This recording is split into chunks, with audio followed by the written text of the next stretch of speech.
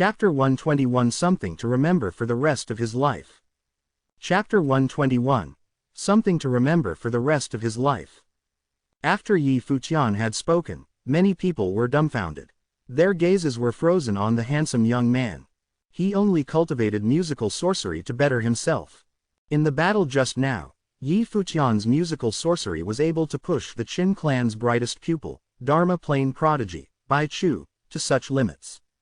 Now, he was telling the emperor that he only cultivated musical sorcery to better himself and that it was not his expertise. Bai Chu's expression darkened. Up to this point in the battle, there was nothing he could say he was proud of. He wanted to get sweet revenge on Yi Futian for what he had done, but by the looks of it, his efforts were nowhere near good enough. What was the meaning of what Yi Futian had just said? From far up in the skies, Hua Fengliu dry coughed. On the black-winged eagle, Hua Jiu sat there just blinking her eyes, while Yu Sheng sat wide-eyed. He looked at Bai Chu with pity. But forget about everyone else, even the emperor was not prepared for Yi Futian's utterance. He faltered momentarily and then looked at the handsome young man on the Fenghua platform. With a smile, he said, "That's fine. Then you may battle with a skill of your expertise." "Thank you, Your Majesty." Yi Futian bowed to the emperor. After that, he turned to look at Bai Chu with a smile. "I would also like to see what your expertise is," Bai Chu said with a darkened expression. He placed his hands on the guqin and the music started once again. If he couldn't defeat Yi Futian, then all pride would be lost.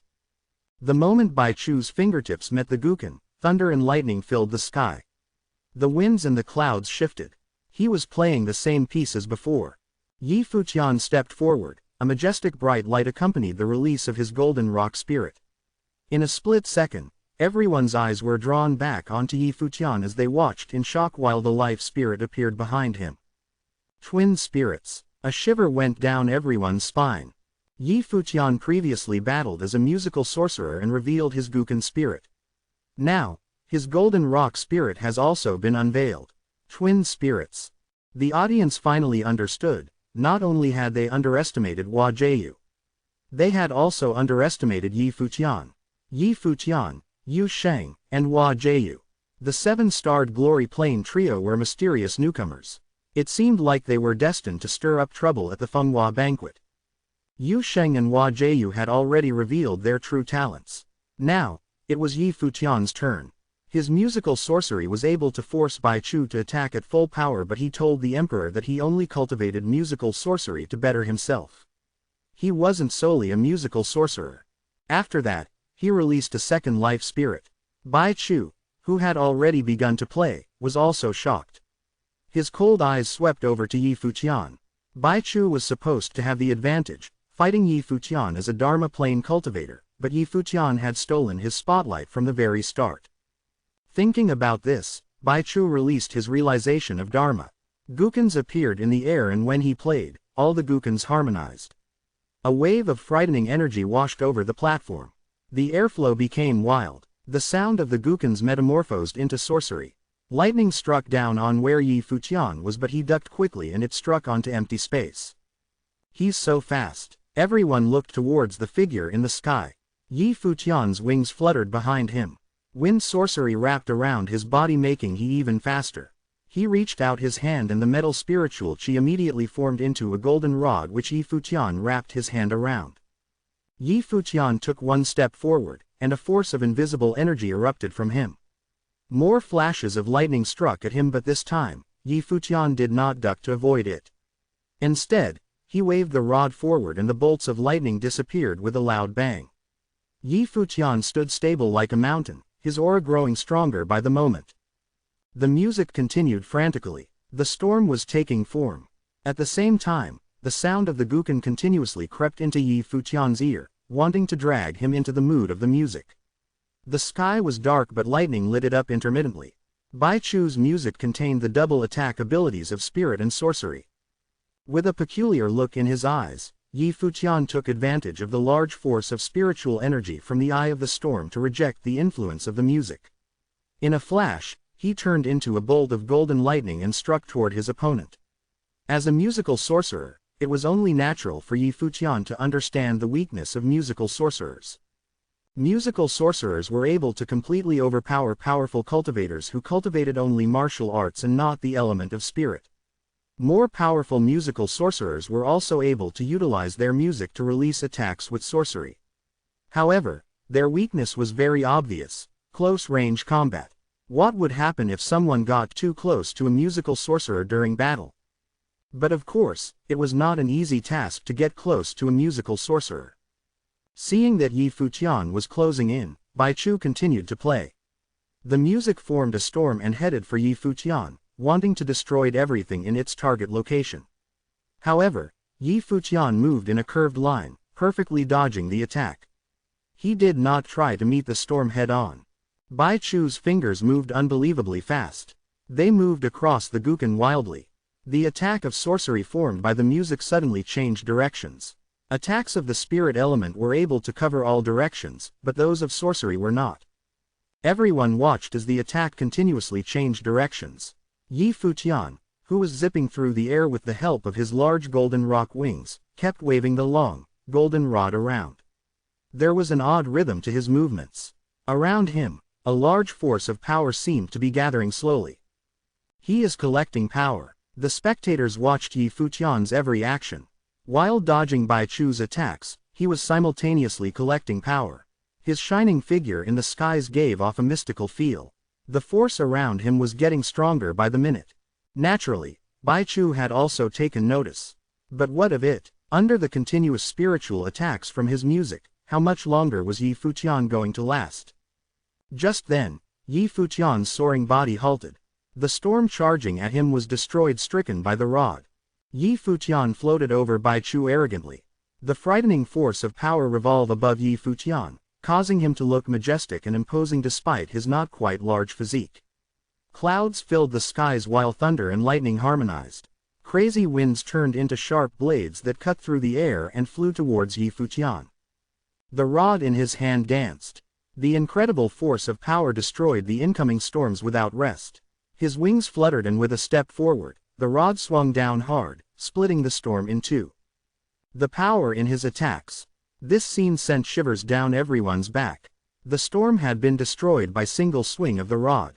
It was as if all the power in the world belonged to Yi Futian. His golden body shined bright. Instead of moving forward, Yi Futian traveled downward towards Bai Chu, following the way created by the rod. This time, there was no more dodging, no more changing directions. Yi Futian was going to face Bai Chu's attacks head-on. He had gathered enough power for genesis of the 9 heavenly attacks.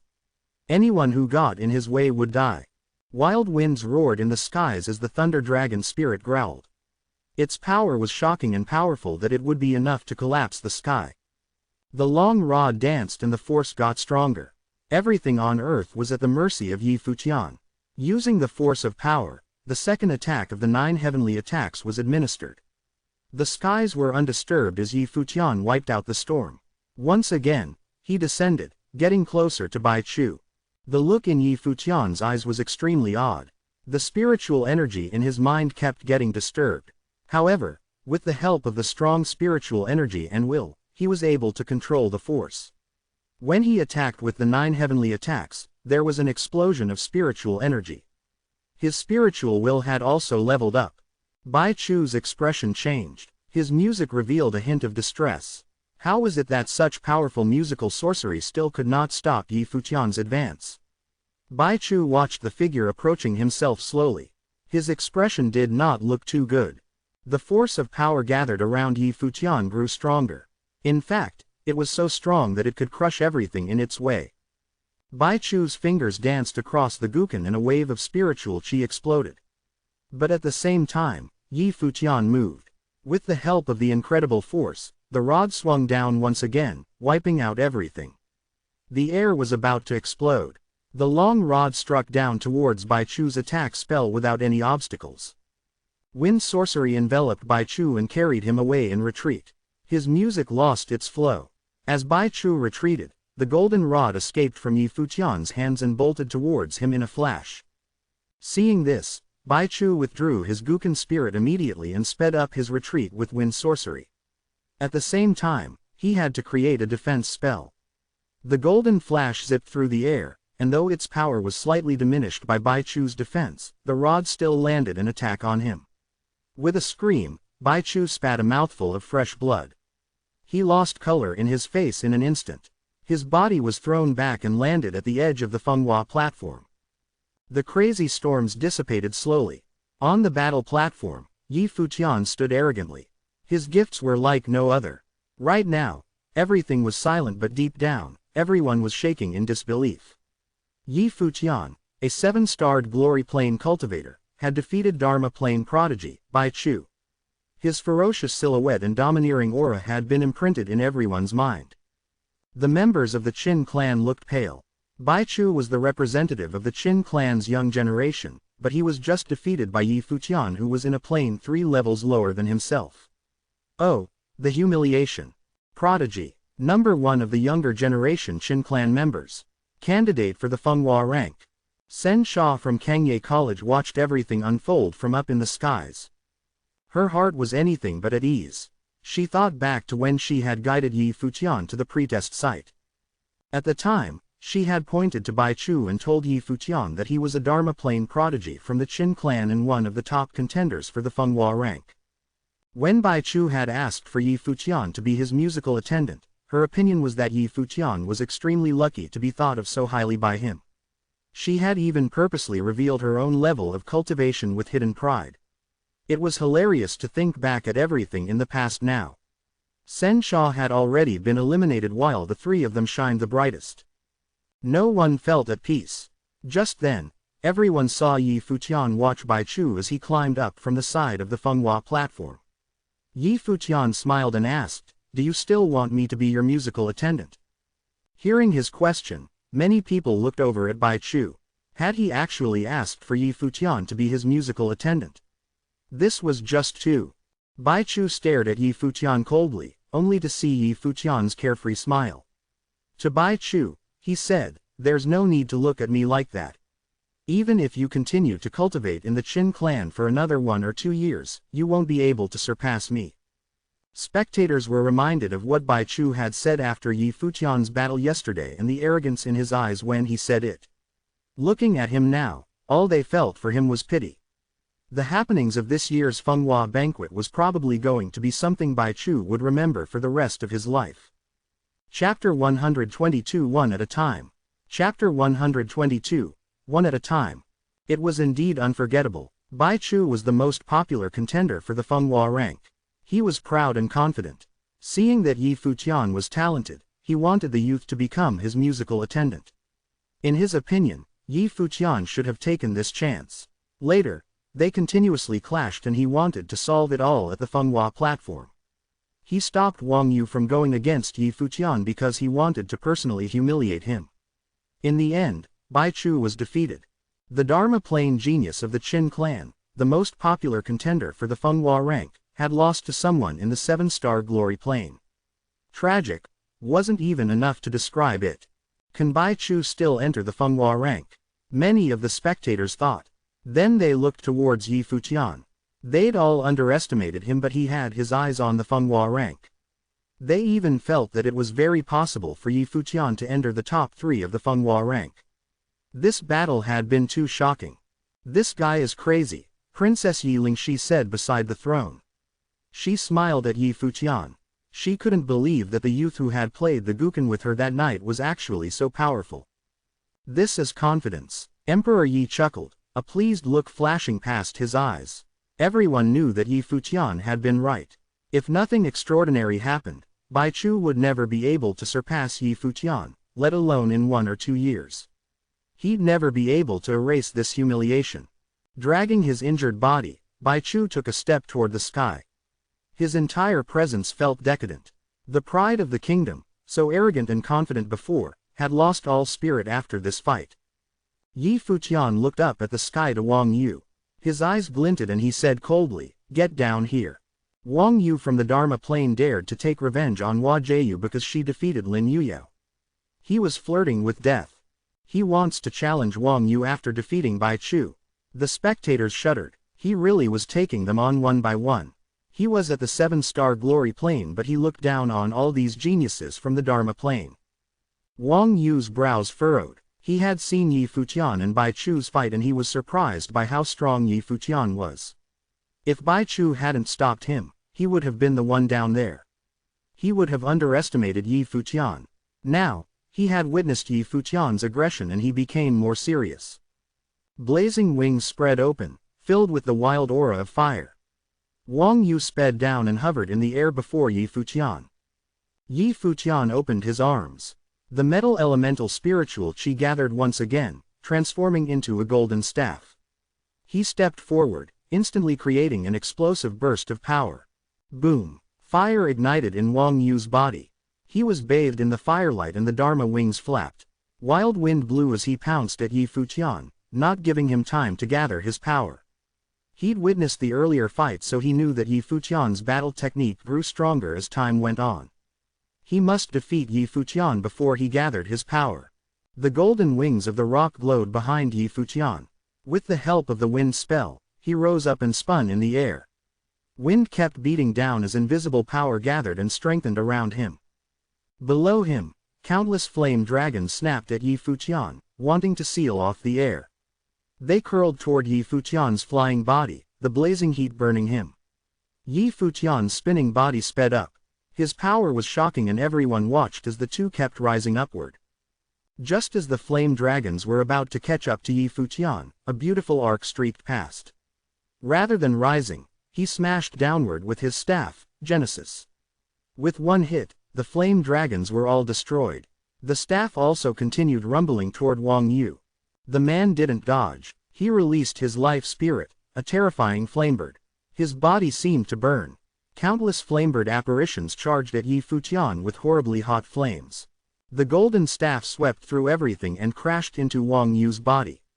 Wang Yu transformed into a frightening flamebird. His hands were like sharp claws, breaking the staff directly.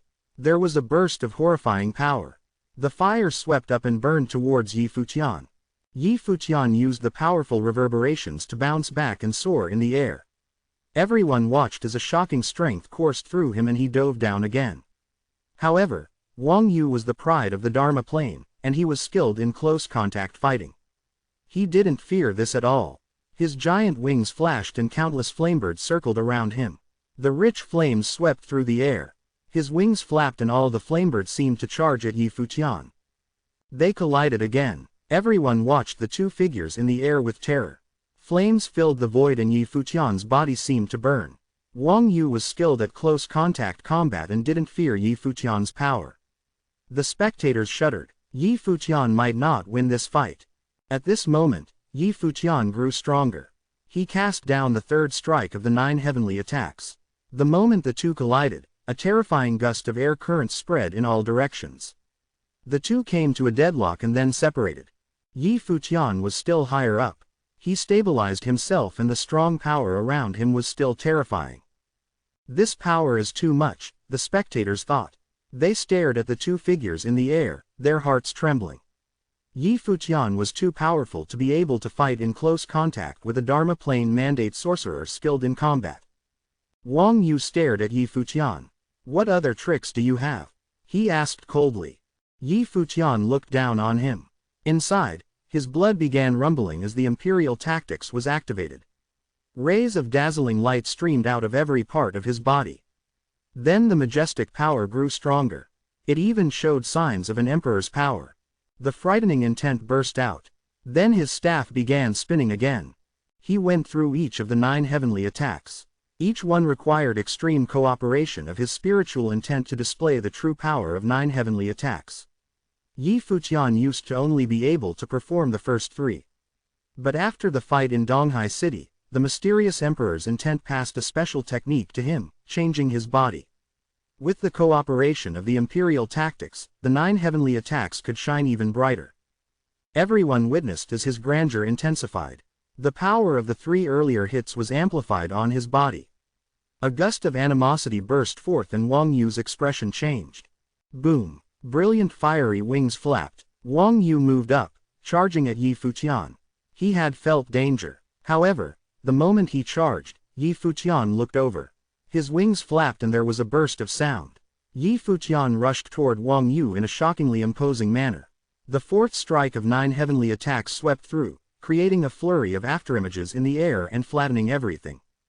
The flamebird charging at Yi Futian was all shattered. Wang Yu's expression turned more uncomfortable, but his eyes shone with terrifying sharpness. He continued charging at Yi Futian. The various afterimages of the staff transformed into one. It became a staff that struck down. Wang Yu felt the unstoppable strength come down on him and his face paled. Then the spectators heard a pained cry. The golden staff had broken through everything and crashed against Wang Yu, smashing him to the ground. However, it was not over. Yi Futian's wings flapped and he followed. The golden staff continued striking, each one beating Wang Yu's body. He cried out continuously as he was forced down from the sky. After suffering countless hits, Wang Yu crashed onto the Fenghua platform with a loud boom. Blood spurted from his mouth and his face had lost all color. There wasn't an ounce of strength in his body. Everyone was dazed. They looked from Wang Yu's fallen body to Yi Futian, still standing in the air above him. They could sense that Wang Yu would be unable to participate in the later fights. Yi Futian couldn't truly disable him, but, at the very least, he was unqualified for the Fenghua rank now. Does it feel good to take revenge for others? Yi Futian asked coldly. Wang Yu had bullied Fox because of Lin Yuyao. Since this was the case, Yi Futian would follow his lead. Everyone was speechless. Wang Yu had used his Dharma plane to bully Hua Jiu for Lin Yuyao. They couldn't say anything against Yi Futian, who challenged him for his girlfriend Hua Jiu. Plus, Yi Futian had used his 7-star glory plane abilities to challenge a Dharma plane and make him lose completely. In the air, Lin Yuyao looked down at Yi Futian, feeling unsettled. Yi Futian had already defeated the 2 strong cultivators of the Dharma plane. He was practically unmatched and unbeatable, even overshadowing Yu Sheng's earlier performance. Everyone could practically see his name in the top 3 of the Fenghua rank. They looked toward the emperor and saw that he was smiling. The emperor's eyes were calm and no one knew what he was thinking, but he must appreciate this kind of talent. Take him away. The strong cultivators of the Wang family looked uncomfortable. One waved his hand and people walked onto the Fenghua platform to help Wang Yu down. They'd thought that he would shine brightly today, but unexpectedly, he'd disgraced them. There was nothing wrong with pursuing girls or being furious about love. However, it was embarrassing to lose to the boyfriend of the one he bullied. Many looked to Yi Futian. He didn't seem ready to back down. At this time, he raised his head slowly and looked toward the Kengye College students. His gaze fell upon Yu Zhong. Smiling brightly, Yi Futian said, "Your turn." As soon as he spoke, Yu Yang's gaze hardened, but it was not only him.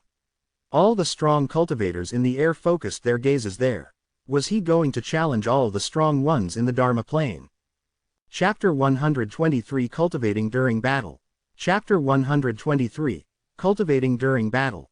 Of course, Yi Futian had no intentions of fighting every single Dharma plane participant, but if he wanted to get into the top 3, he had to demonstrate the best of his talents for the emperor.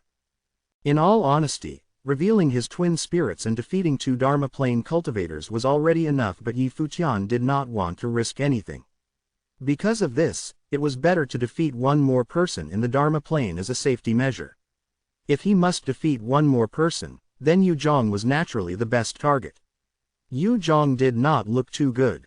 He watched as Yi Futian stood in the air, looking at him with a smile.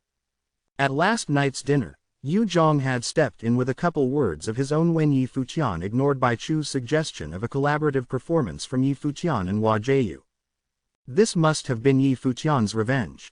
At the time, Yu Zhong thought that a mere 7-starred glory plane cultivator had no right to be pretentious and arrogant in front of Bai Chu. But after the 2 battles just now, Yi Futian's power and strength made Yu Zhong realize how right it was for him to be arrogant. If Bai Chu did not want to perform, what gave him the right to request that Yi Futian played and for Hua Jiu to dance along? Stepping forward, Yu Yang's eyes did not display much confidence. Neither Bai Chu nor Wang Yu was any weaker than Yu Zhong, but they had both been defeated. The difference between the 3 was that Bai Chu majored in musical sorcery, Wang Yu in martial arts, and Yu Zhong in sorcery. Walking up to Yi Futian, Yu Zhong did not say anything. His life spirit released the realization of Dharma. Both of them were released at the same time, forming a tree. The tree grew taller and taller, seeming to have been formed by spiritual qi. The branches and leaves extended outward non-stop and Yu Zhong stood at the center of the tree. Yu Zhong was a wood elemental sorcerer. He only cultivated in one element, but because he was a mandate sorcerer, he was able to cultivate this one element to its greatest potential. His powers were just as frightening as the rest. The giant tree's branches rustled toward Yi Futian. Gathering the spiritual qi around him, he was able to release the lock of 1,000 vines. In a split second, the vines blocked the sky and tried to encapsulate Yi Futian. Because of his life spirit and the realization of Dharma, the wood elemental sorcery that Yu Zhong used was much more powerful than that of other wood sorcerers. In a flash, Yi Futian moved backwards. At the same time, a fire dragon appeared. Growling, it raced towards the vines ahead. Fire sorcery was able to affect wood sorcery to a certain extent. But this was also true vice versa. Yu Yang's sorcery was far more powerful than Yi Futian's. The vines brushed over the fire dragon and continued to travel towards Yi Futian. He can also use fire sorcery. He cultivates in sorcery. Everyone watching Yi Futian was speechless. Once again, they thought back to what he said, "I only cultivated musical sorcery to better myself." Boom! A wild flame erupted from Yi Futian. Endless amounts of fire spiritual qi rushed into his body. Very quickly, Yi Futian was bathing in the burning flames. His body was like an incinerator, ready to turn everything into ash. Even the long golden rod in his hand was enveloped in flames. The colors of the gold and the flames together were captivating. Of course, Yi Futian knew that he couldn't go up against a powerful cultivator in the Dharma plane with just sorcery. Although his sorcery was pretty powerful, it was visibly much weaker than his abilities in martial arts. He cultivated the enhancement methods passed down from Emperor Yi Qing, and then later acquired the imperial tactics. Every fiber of his body incredibly powerful. With just pure strength, he would have been able to defeat everyone below the Dharma plane. However, those in the Dharma plane were able to release the realization of Dharma. It was necessary to use tactics never seen before, like the 9 heavenly attacks, to bridge the gap in planes. It was the only way to defeat an opponent in a much higher plane. Even though it was true that Yi Futian was a full attribute mandate sorcerer and was highly gifted, because he cultivated in battle tactics, he was still stronger in martial arts under comparison with sorcery. When the vines came closer, his body soared through the air. His rod danced and a great force of power collected. The vines kept chasing after Yi Futian like there was no limit to where they could go. Yi Futian ignored the vines and continued to fly in the sky. He then swung his rod downward and a fearsome burst of flames rushed to engulf the vines. An apparition of the rod appeared and attacked Yu Zhong. Yu Zhong's face was emotionless. Countless vines appeared in front of him and blocked off the attack. However, that could not be considered a real attack. Yi Futian's rod swung down once again. His movements in the sky were not those of a battle. It looked more like he was practicing using the rod. This guy. Many people watched Yi Futian as he waved the golden rod enveloped in flames around in the sky. They began to realize that he was indeed practicing. To practice while in combat with Yu Zhong. What did Yi Futian take him for? Yu Zhong had realized as well. His expression was not too good. He moved up along the tree and straight for Yi Futian. The tree rustled loudly as wood spiritual qi exploded in the air. Behind Yu Zhong, the giant tree shined brightly and began to grow outward continuously. It blocked the sky like a mystical tree. The giant tree vine curling toward Yi Futian looked like a coiling black dragon. The binding of the black dragon was a wood elemental spell and needed to be initiated with a strong force of wood spiritual qi. Yi Futian continued to mess with the rod. It was as if he could not see what was going on. When the vine got closer, he struck down for the 3rd time and the wood elemental black dragon was destroyed. Yu Yang's expression fell. Watching Yi Futian wave the rod around, collecting more power, he knew that things were taking a turn for the worst. Yi Futian destroyed Wang Yu with 4 strikes during the previous battle. Now, he was collecting power in preparation for his 4th strike at Yu Zhong. Just as everyone thought, Yi Futian was indeed cultivating. Previously, he made it to the 4th attack of the 9 heavenly attacks because of the imperial tactics. Now, he wanted to accomplish the same thing with his own powers. His will was strong. Right now, Yi Futian had no other thoughts. Everything around him had nothing to do with him. A large force of power gathered around him. It felt heavy. The 9 heavenly attacks were aggressive but hard to control. Strong willpower was needed to initiate it. Yi Futian's movements seemed to have slowed. Just then, the binding of the black dragon descended upon him once again. The vines came with frighteningly sharp thorns. They moved toward Yi Futian. Boom! Yi Futian emitted a shocking force of power. Next, the rod swung down and the black dragon exploded into pieces. Flames lit up the sky. Yi Futian followed the motion of the rod and descended like a burning man. Everything he passed turned into ash. This continued until the rod finally met with Yu Yang's body. The hit smashed Yu Zhong down onto the Fenghua platform. Everywhere around the platform was extremely quiet. Their eyes went to the handsome figure in the sky. Yi Futian had defeated 3 Dharma plane cultivators in a row. He was good at musical sorcery, martial arts, sorcery, and was gifted in multiple elements, such as the element of spirit, metal, wind, and fire. Just as Yi Futian had predicted, with his gifts, he was most definitely going to be in the top 3 on the Fenghua rank. He was only in the 7-starred glory plane but was already one of the best among the group of 15 just in terms of combat skills. Besides the couple people in the 2nd-level Dharma plane, who would be able to touch him. Yi Futian did not spare a second glance at Yu Zhong, who had fallen to the ground.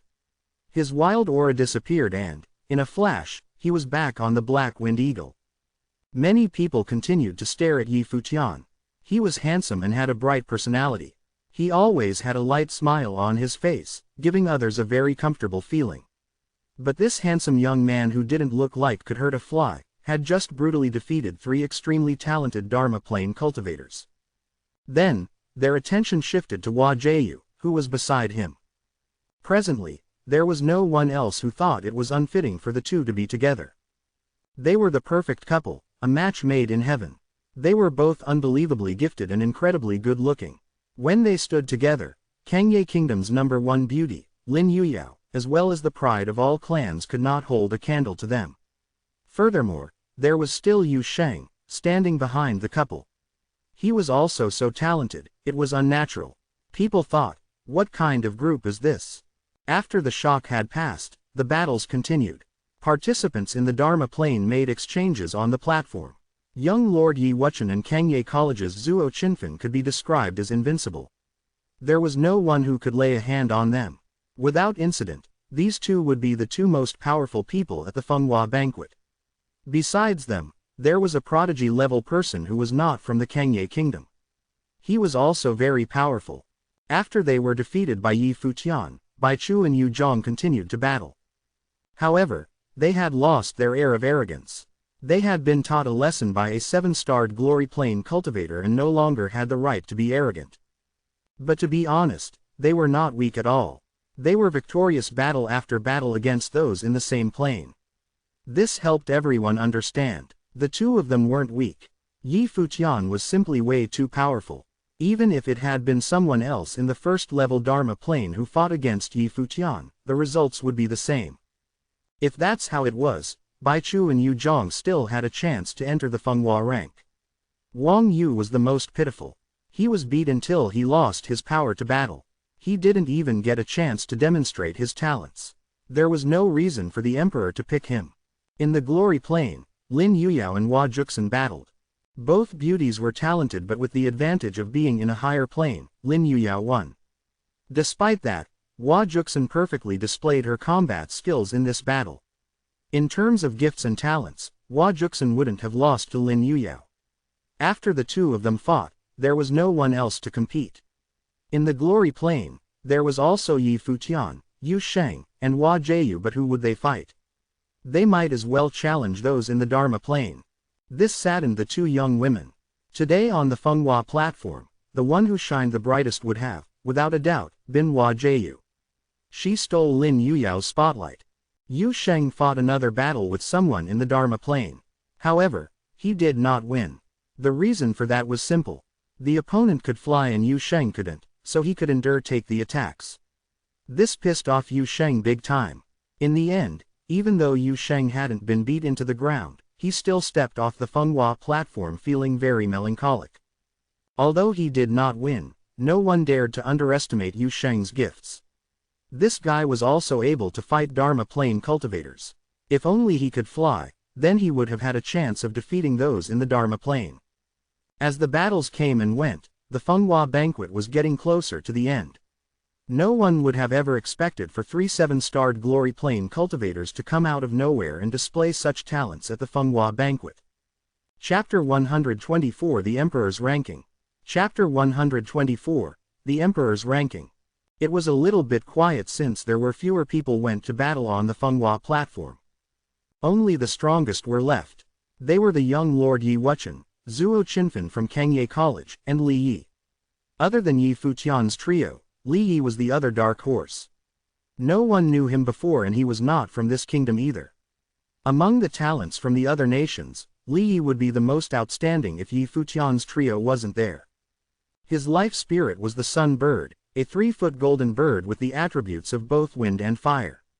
He cultivated both sorcery and martial arts at the same time and his martial arts techniques were peculiar. When fighting, the fire inside him seemed to come not only from the spiritual chi of the world. It was more frightening than it. At this moment, Li Yi came out and looked at Yi Wuchen. Yi Wuchen had shone so brightly on the Fenghua platform but he still wanted to try. Yi Wuchen landed on the platform quickly. He looked calm as usual, his body standing there like a sword. Such temperament became especially obvious when he was about to fight. It was as if the intent of the sword surrounded him. Li Yi also reached the realization of Dharma through his life spirit. He turned into a huge golden bird. The flames could burn everything, and were far stronger than Wang Yu's. "You still won't release the Dharma?" Li Yi asked. "No need." Yi Wuchen was still calm, his tone full of confidence. The illusions of golden birds pounced toward Yi Wuchen with monstrous flames. For a moment, Yi Wuchen's body was set on fire, but he stood still with sword's light swirling around in a storm. They slashed through the illusions of the golden birds. What strong sword intent! People felt their hearts fluttering. The sword intent around Yi Wuchen seemed to turn into a substantive sword moving around his body. It was amazing. Before the Fenghua banquet started, Yi Wuchen had been cheered the most. Everyone took him as the strongest and Yi Wuchen didn't disappoint them. Li Yi moved quickly toward Yi Wuchen. Yi Wuchen stepped forward only one step and the sword intent swept as if it gathered an endless amount into one sword. He was that one sword. Li Yi halted. Yi Wuchen seemed to be a real sword to him instead of a man. The flames went out. Li Yi turned and flew away. "I was defeated." Hearing Li Yi's voice, the people felt somewhat confused. In the beginning, Li Yi chose to challenge Yi Wuchen even when knowing his mightiness. Why did he concede before the fight? They didn't understand, but for Li Yi, he knew he was defeated as soon as Yi Wuchen stepped forward. He hadn't reached the other's state, not only technically but also spiritually. Yi Wuchen drew back his foot and returned to the air. Many eyes fell upon Zuo Qinfen who was the only one left who was considered a threat to Yi Wuchen. However, Zuo Qinfen was not going to fight. Perhaps he was not confident enough. Of course, as long as he didn't fight, no one would know who was stronger. Yi Wuchen didn't have the desire to challenge him. He was confident enough to believe that there were no rivals on the Fenghua banquet and there was no need to challenge anyone. The Fenghua platform became quiet again. It seemed that no one continued to fight. An elder of Kangye College went on the platform and said, "Anyone else? Otherwise, this is the end." No one responded. The elder looked at the emperor. Emperor Yi nodded slightly. The disciples from the Kangye College bowed and departed. People all looked at those young people in the void. 10 of them would be called out by the emperor and shine brightly. There were many guesses about the ranking. "Go up to the platform," the emperor said, smiling. Everyone went to the stage, including Yi Futian's trio. Only Wang Yu was lifted up pathetically. The pitiful Wang Yu glared at Yi Futian. He didn't want to come since it was impossible for him to be on the list. However, this is the rule of the Fenghua banquet. His father ordered some people to carry him to the platform. Yi Futian didn't look at Wang Yu. Wang Yu definitely hadn't expected to have such consequences when he was fighting for Lin Yuyao. The 15 people all appeared on the platform. Yi Wuchen still looked calm as if he didn't care about anything while Zhuo Qinfen smiled handsomely. Lin Yuyao looked around with a complex expression. Her beautiful eyes flitted between Yi Futian and Hua Jieyu.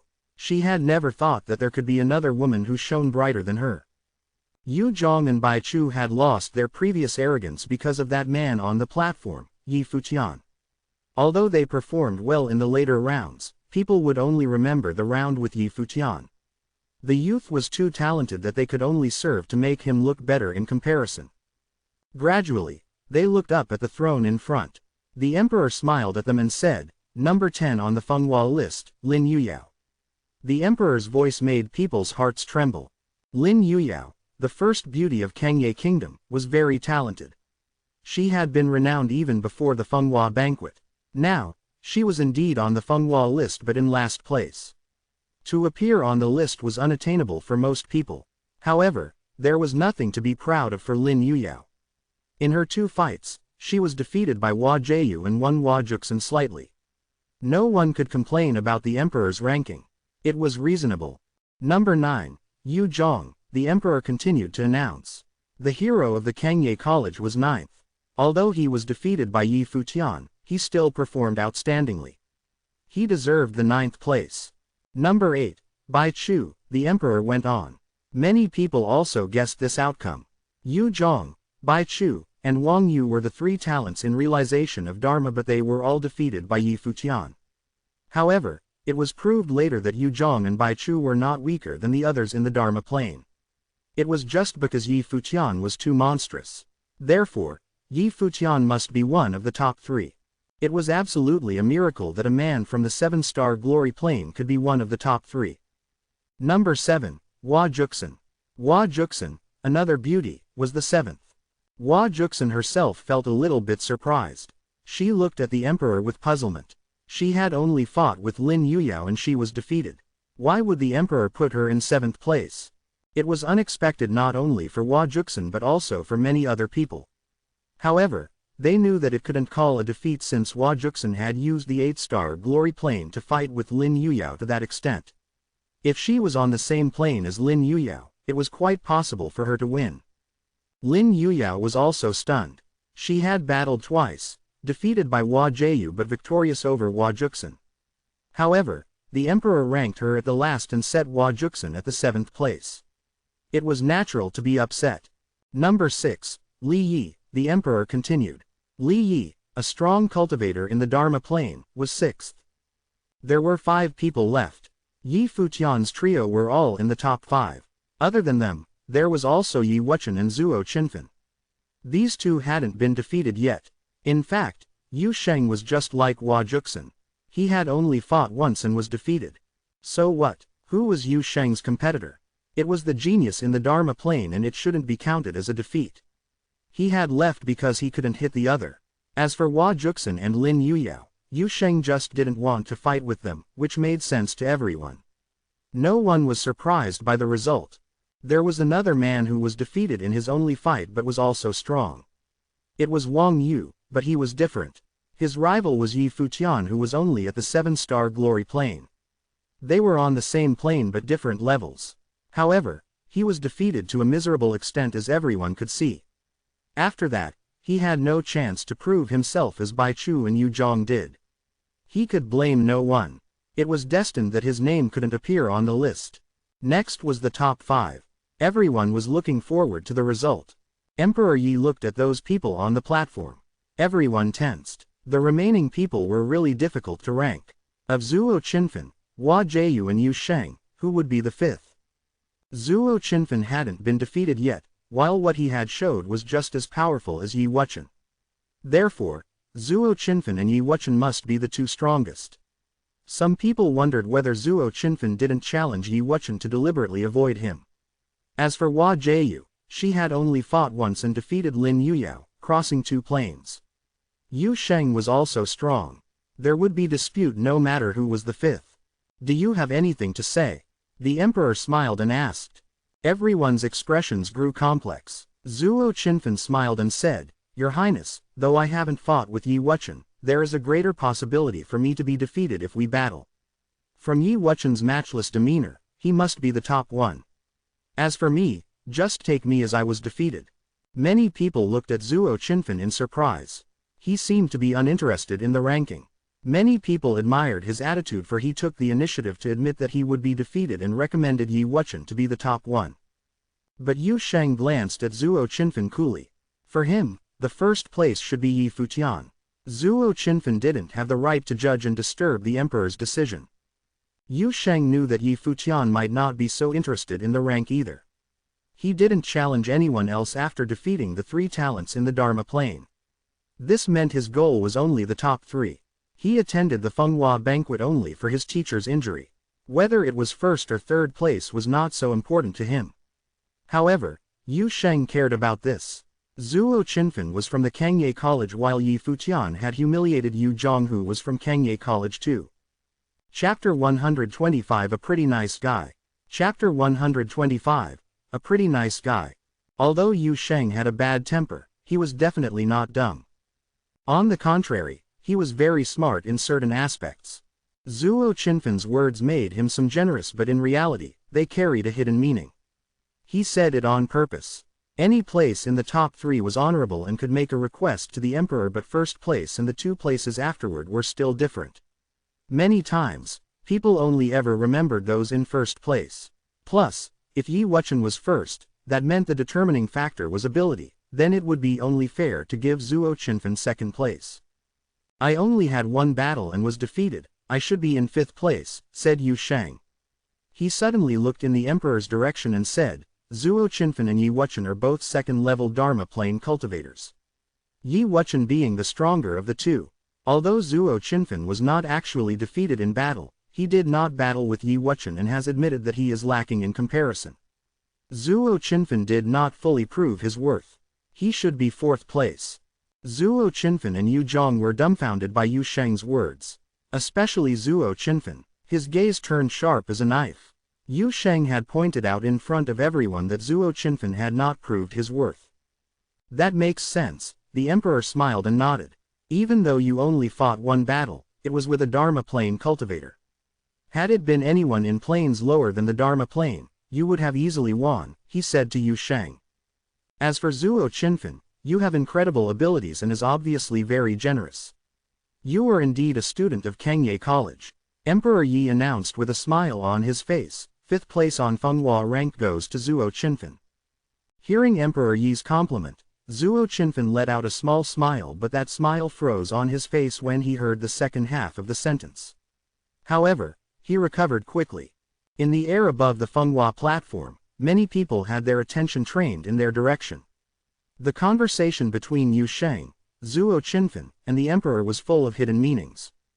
In the end, Emperor Yi had placed Zhuo Qinfen in 5th. Kangye College was the most well-known place of cultivation in the imperial city, but although they had 2 students on the Fenghua rank, none of them made it to top 3. Hua Jieyu, 4th. The audience did not think much of it. Emperor Yi continued to announce the results, and in 4th place was Hua Jieyu, not Yu Sheng. Yu Sheng had asked to be placed 5th, but now, the emperor had left him for the top 3. Yu Sheng actually made it into the top 3 despite his loss in the only battle he fought. This seemed senseless but right at the same time. The Fenghua rank did not only look at wins or losses, but combat power and abilities as well. When making a decision, it was only natural that the emperor also took gifts, talents, and potential into consideration. For example, even though it was Hua Jieyu who defeated Lin Yuyao, Yu Sheng would have been able to as well. Hua Jieyu also battled with Wang Yu but was unable to contend against him. Yu Sheng, on the other hand, was able to face his opponent's realization of Dharma. The ranking between the 2 was clear, and that was why Yu Sheng placed before Hua Jieyu. Yu Sheng felt surprised himself and looked strangely at the emperor. It seemed Emperor Yi felt his gaze because he chuckled before saying, "Yu Sheng, 3rd. Hearing that Yu Sheng was placed 3rd in the end, many people looked at the emperor in admiration. The rankings from 3rd to 10th place looked simple but was actually very complicated. Yi Wuchen was the most powerful cultivator at the Fenghua banquet and Yi Futian was the most fearsome. He was able to defeat people in planes much higher. The two of them were rightfully in the top two. Next, it was time to see who got first place. At this moment, everyone stared closely at Emperor Yi, awaiting his answer. However, what he did was turn his gaze over to the last two participants. He smiled and asked them, "What do you guys think about this?" Yi Wuchen's gaze fell on Yi Futian. He said, "I am a second-level Dharma plane cultivator and you, a 7-starred glory plane cultivator. In the battles before, I didn't challenge you to a battle because it would put you at too much of a disadvantage. But since His Majesty has asked, I really want to experience the tactics you used with the rod. I'll only defend, no attacks. How does that sound?" The 9 heavenly attacks was truly a majestic sight, but at Yi Wuchen's level of cultivation, it would be too much for him to initiate a challenge with Yi Futian. Yi Futian gave him an odd look but nodded anyway. All right. Having arrived at an agreement, the two stepped onto the center of the Fenghua platform. They stood opposite of each other. Yi Wuchen stood there exuding the intention of sword. He seemed sharp as a sword. In Yi Futian's hand, the long rod appeared. Boom! Yi Futian took a step forward. An invisible force suddenly exploded. Boom! He took another step, this time stronger than the last. Step by step, Yi Futian walked closer to Yi Wuchen. With every step the force of power escalated until a powerful storm began to revolve around Yi Futian's body. Yi Wuchen remained standing quietly. No matter what Yi Futian did, he remained stationary. When the force escalated all the way to the top, Yi Futian's wings appeared and took him up in the air. Like a bolt of lightning, the long golden rod struck down and, in the air, a bright light flashed by. Just then, Yi Wuchen took a small step forward. Only one step. A wave of sword intent charged towards the rod striking down at him. A loud crash. He was not able to destroy the golden rod. Instead, the intent of sword was repelled back at Yi Wuchen. Yi Futian used the force of repulsion to his advantage. He soared through the sky, his force even stronger now. The rod struck down a second time, stronger than the first. Yi Wuchen reached out his hand to point into the air. The intent of sword filled the air and raced into the sky. Yi Futian could feel an invisible storm of swords hitting the long rod. Even though Yi Futian had a great force behind him, he was still unable to advance forward. He soared through the air once again and administered the third attack of the 9 heavenly attacks. Yi Wuchen lifted his head to look up at the sky and the intent of 1,000 swords gathered by him. All of them rushed towards the rod coming down at him. The third attack had also been blocked. Having been fended off once again, Yi Futian stood arrogantly in the air. The force of power flowed around his body. His gaze sharpened and fell on Yi Wuchen below. Unknowingly, an intent to battle brewed in Yi Futian. Compared to Wang Yu, Bai Chu, and the rest, Yi Wuchen's abilities were much, much stronger. He was on a different level from everyone else. The long rod danced in the air and its apparitions appeared. A large wave of intent of battle washed downward and an explosion sounded. With the great force of power pushing forward, the rod struck for the 4th time. The tens of thousands of apparitions combined into one. The intent of sword rushed towards the rod once again, but this time, it was destroyed. At this sight, Yi Wuchen moved quickly. With a step, he lifted into the air. His body morphed into a sword, the intent of sword joined his body and charged at the long rod. Finally, when the rod struck again, the endless amount of sword intent filled the finger that Yi Wuchen pointed out within a large sword appeared. When the two weapons meet, they were both destroyed, dissipating into nothing. Yi Futian stood in the air and looked at Yi Wuchen. With a smile, he complimented, "Incredible." Yi Futian did not care too much about wins and losses. Although Yi Wuchen was in the second-level Dharma plane, he was incredibly gifted to begin with. So, even though he was in the same plane as Bai Chu and others, they could not be compared. This gap between Yi Futian and Yi Wuchen was too large for Yi Futian to overcome. Yi Wuchen nodded and returned to his original position. Yi Futian also returned to stand beside Yu Sheng and Hua Jieyu. The results of this round were not as surprising to everyone. The gap was too great. Emperor Yi looked at the two of them and then his gaze settled on Yi Wuchen. "Wuchen, how would you feel if I placed you first?" Everyone's heart began to race. Had the emperor already decided who was going to be first place on the Fenghua rank? Yi Wuchen was invincible during this year's Fenghua banquet and was definitely qualified to be first. Yi Wuchen lifted his head to look at Emperor Yi. Under the gaze of all spectators, he opened his mouth slowly and said, "Yi Futian is more qualified than I am." His words dumbfounded everyone. They all looked at him in shock. But Emperor Yi only smiled, seemingly very satisfied at Yi Wuchen's reply. He looked at Yi Wuchen and smiled, "Then as you wish. Second on the Fenghua rank, Yi Wuchen." At this announcement, everyone was shaken. They were surprised by the emperor's decision. The emperor had asked Yi Wuchen what he thought of being first. This made everyone think that he was going to be in first place. But now, countless pairs of eyes landed on the Fenghua platform, right at the handsome figure standing between Hua Jieyu and Yu Sheng. They all knew that after today, Yi Futian would be famous throughout the entire Kangye kingdom. Beside Emperor Yi, Yi Lingxi smiled at Yi Futian. He was finally receiving the honor he deserved for his gifts. He defeated 3 Dharma plane cultivators in a row and was destined to shine brighter than others. First place on the Fenghua rank, Yi Futian, said Emperor Yi with a smile. Everyone was so quiet, you could hear a pin drop. All eyes were focused on a single person, truly the center of attention. Zuo Qinfen and Yu Zhong of the Kangye College stood frozen. Yi Futian, first place, while Zuo Qinfen was placed 5th. Bai Chu and Wang Yu looked coldly at Yi Futian. Hua Juxin hid a smile. She was happy for him. Lin Yuyao looked conflicted. Hua Jieyu smiled at Yi Futian. He had been chased from the Nando nation. Carrying rage and hate, he had come a long way to arrive at the Kangye kingdom. He never expected to stand out so much in this country. This was the kind of person Yi Futian was. No matter where he went, he would always be the most outstanding, the brightest existence.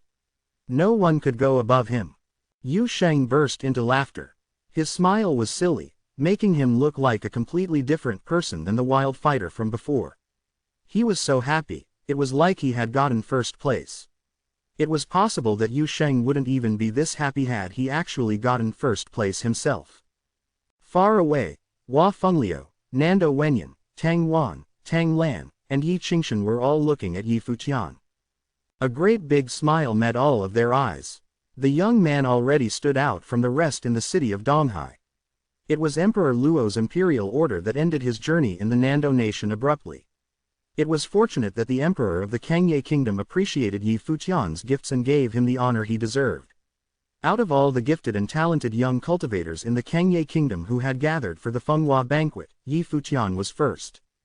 Emperor Yi smiled at Yu Sheng and asked, "Yu Sheng, have you thought about what request you would like to make?" Yu Sheng lifted his head, and his eyes met with Emperor Yi.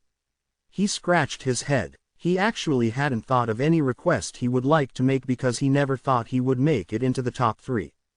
"Your Majesty, you seem like a pretty nice guy, so I won't ask you for anything," Yu Sheng said with an honest smile. To him, Yi Futian's honor was more important than everything else. The sight of Emperor Yi was a lot more pleasing to Yu Sheng now. Everyone was shocked by Yu Sheng's utterance. A pretty nice guy. Even Emperor Yi was dumbfounded. He then let out a light-hearted laugh. To Yu Sheng, he said, "No one has ever said that to me before. I'll remember what you said." Chapter 126 Confer. Chapter 126, Confer. The nobles around Emperor Yi also laughed. His Majesty seemed to really appreciate Yu Sheng. But everyone was surprised to find him, a humanoid monster when fighting, so simple and honest. No one expected that Yu Sheng would give up such an opportunity which many people longed for. Emperor Yi even joked that he had the chance to marry the princess with this opportunity. "You idiot," Yi Futian scolded under his breath while still smiling. He looked toward the emperor. "Yu Sheng, there is no jesting in His Majesty's words. Since you get the top 3, you should ask for something or you are looking down upon His Majesty." Hearing Yi Futian's voice, everyone looked at him, startled. That handsome figure, standing there quietly, looked to the emperor straightforwardly and sincerely as if he was really thinking for the emperor's good. Even Emperor Yi was astonished. His words seemed to be quite reasonable. "That's right, Yu Sheng, if you don't ask for a reward, you are looking down upon me. Think about it again. The emperor smiled at Yi Futian and Yu Sheng. These two little kids are really interesting. Yu Sheng was bewildered. He looked at the emperor and then looked at Yi Futian. Hua Jieyu chuckled. He was the same as before. Wuchen, what's your request? The emperor looked at Yi Wuchen, smiling. Your Highness, I would like to pay a visit to the palace's library, Yi Wuchen answered. The emperor's eyes flashed. He smiled and said, you make some good requests. Okay, I promise you. Thank you, Your Highness, Yi Wuchen said. The emperor finally looked to Yi Futian and asked, Yi Futian, what do you want?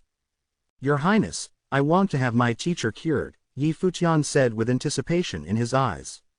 This was the reason why he attended the Fenghua banquet. Many people were somewhat surprised. Since Yi Futian was so talented, who would his teacher be? And this person seemed to have been injured, so Yi Futian asked for the emperor's help. Where is your teacher and how was he injured? The emperor asked. Yi Futian looked back to the crowd's direction and shouted, Masteress. Hearing Yi Futian, Nando Wenyan and Tang Lan walked out from the crowd. They helped Hua Fengliu to the Fenghua platform. Many people were shocked at the trio.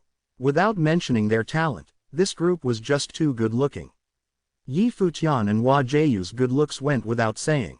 Now among these three people, Hua Fengliu was handsome with a gentle demeanor while Nando Wenyan next to him was so elegant, noble, and as beautiful as the queen beside the emperor.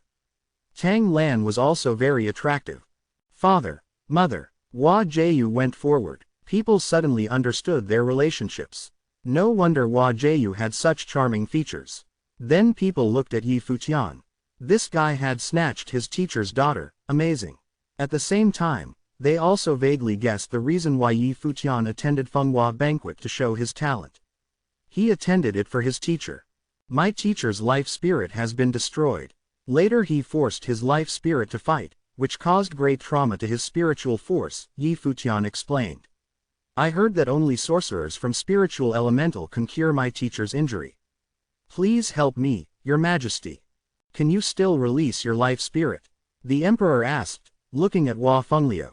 Hua Fengliu nodded slightly. Then a light shone as if his life spirit appeared, but instead of it, the people saw broken fragments of a guqin. People inferred that Hua Fengliu must be a music sorcerer from Yi Futian's music spell.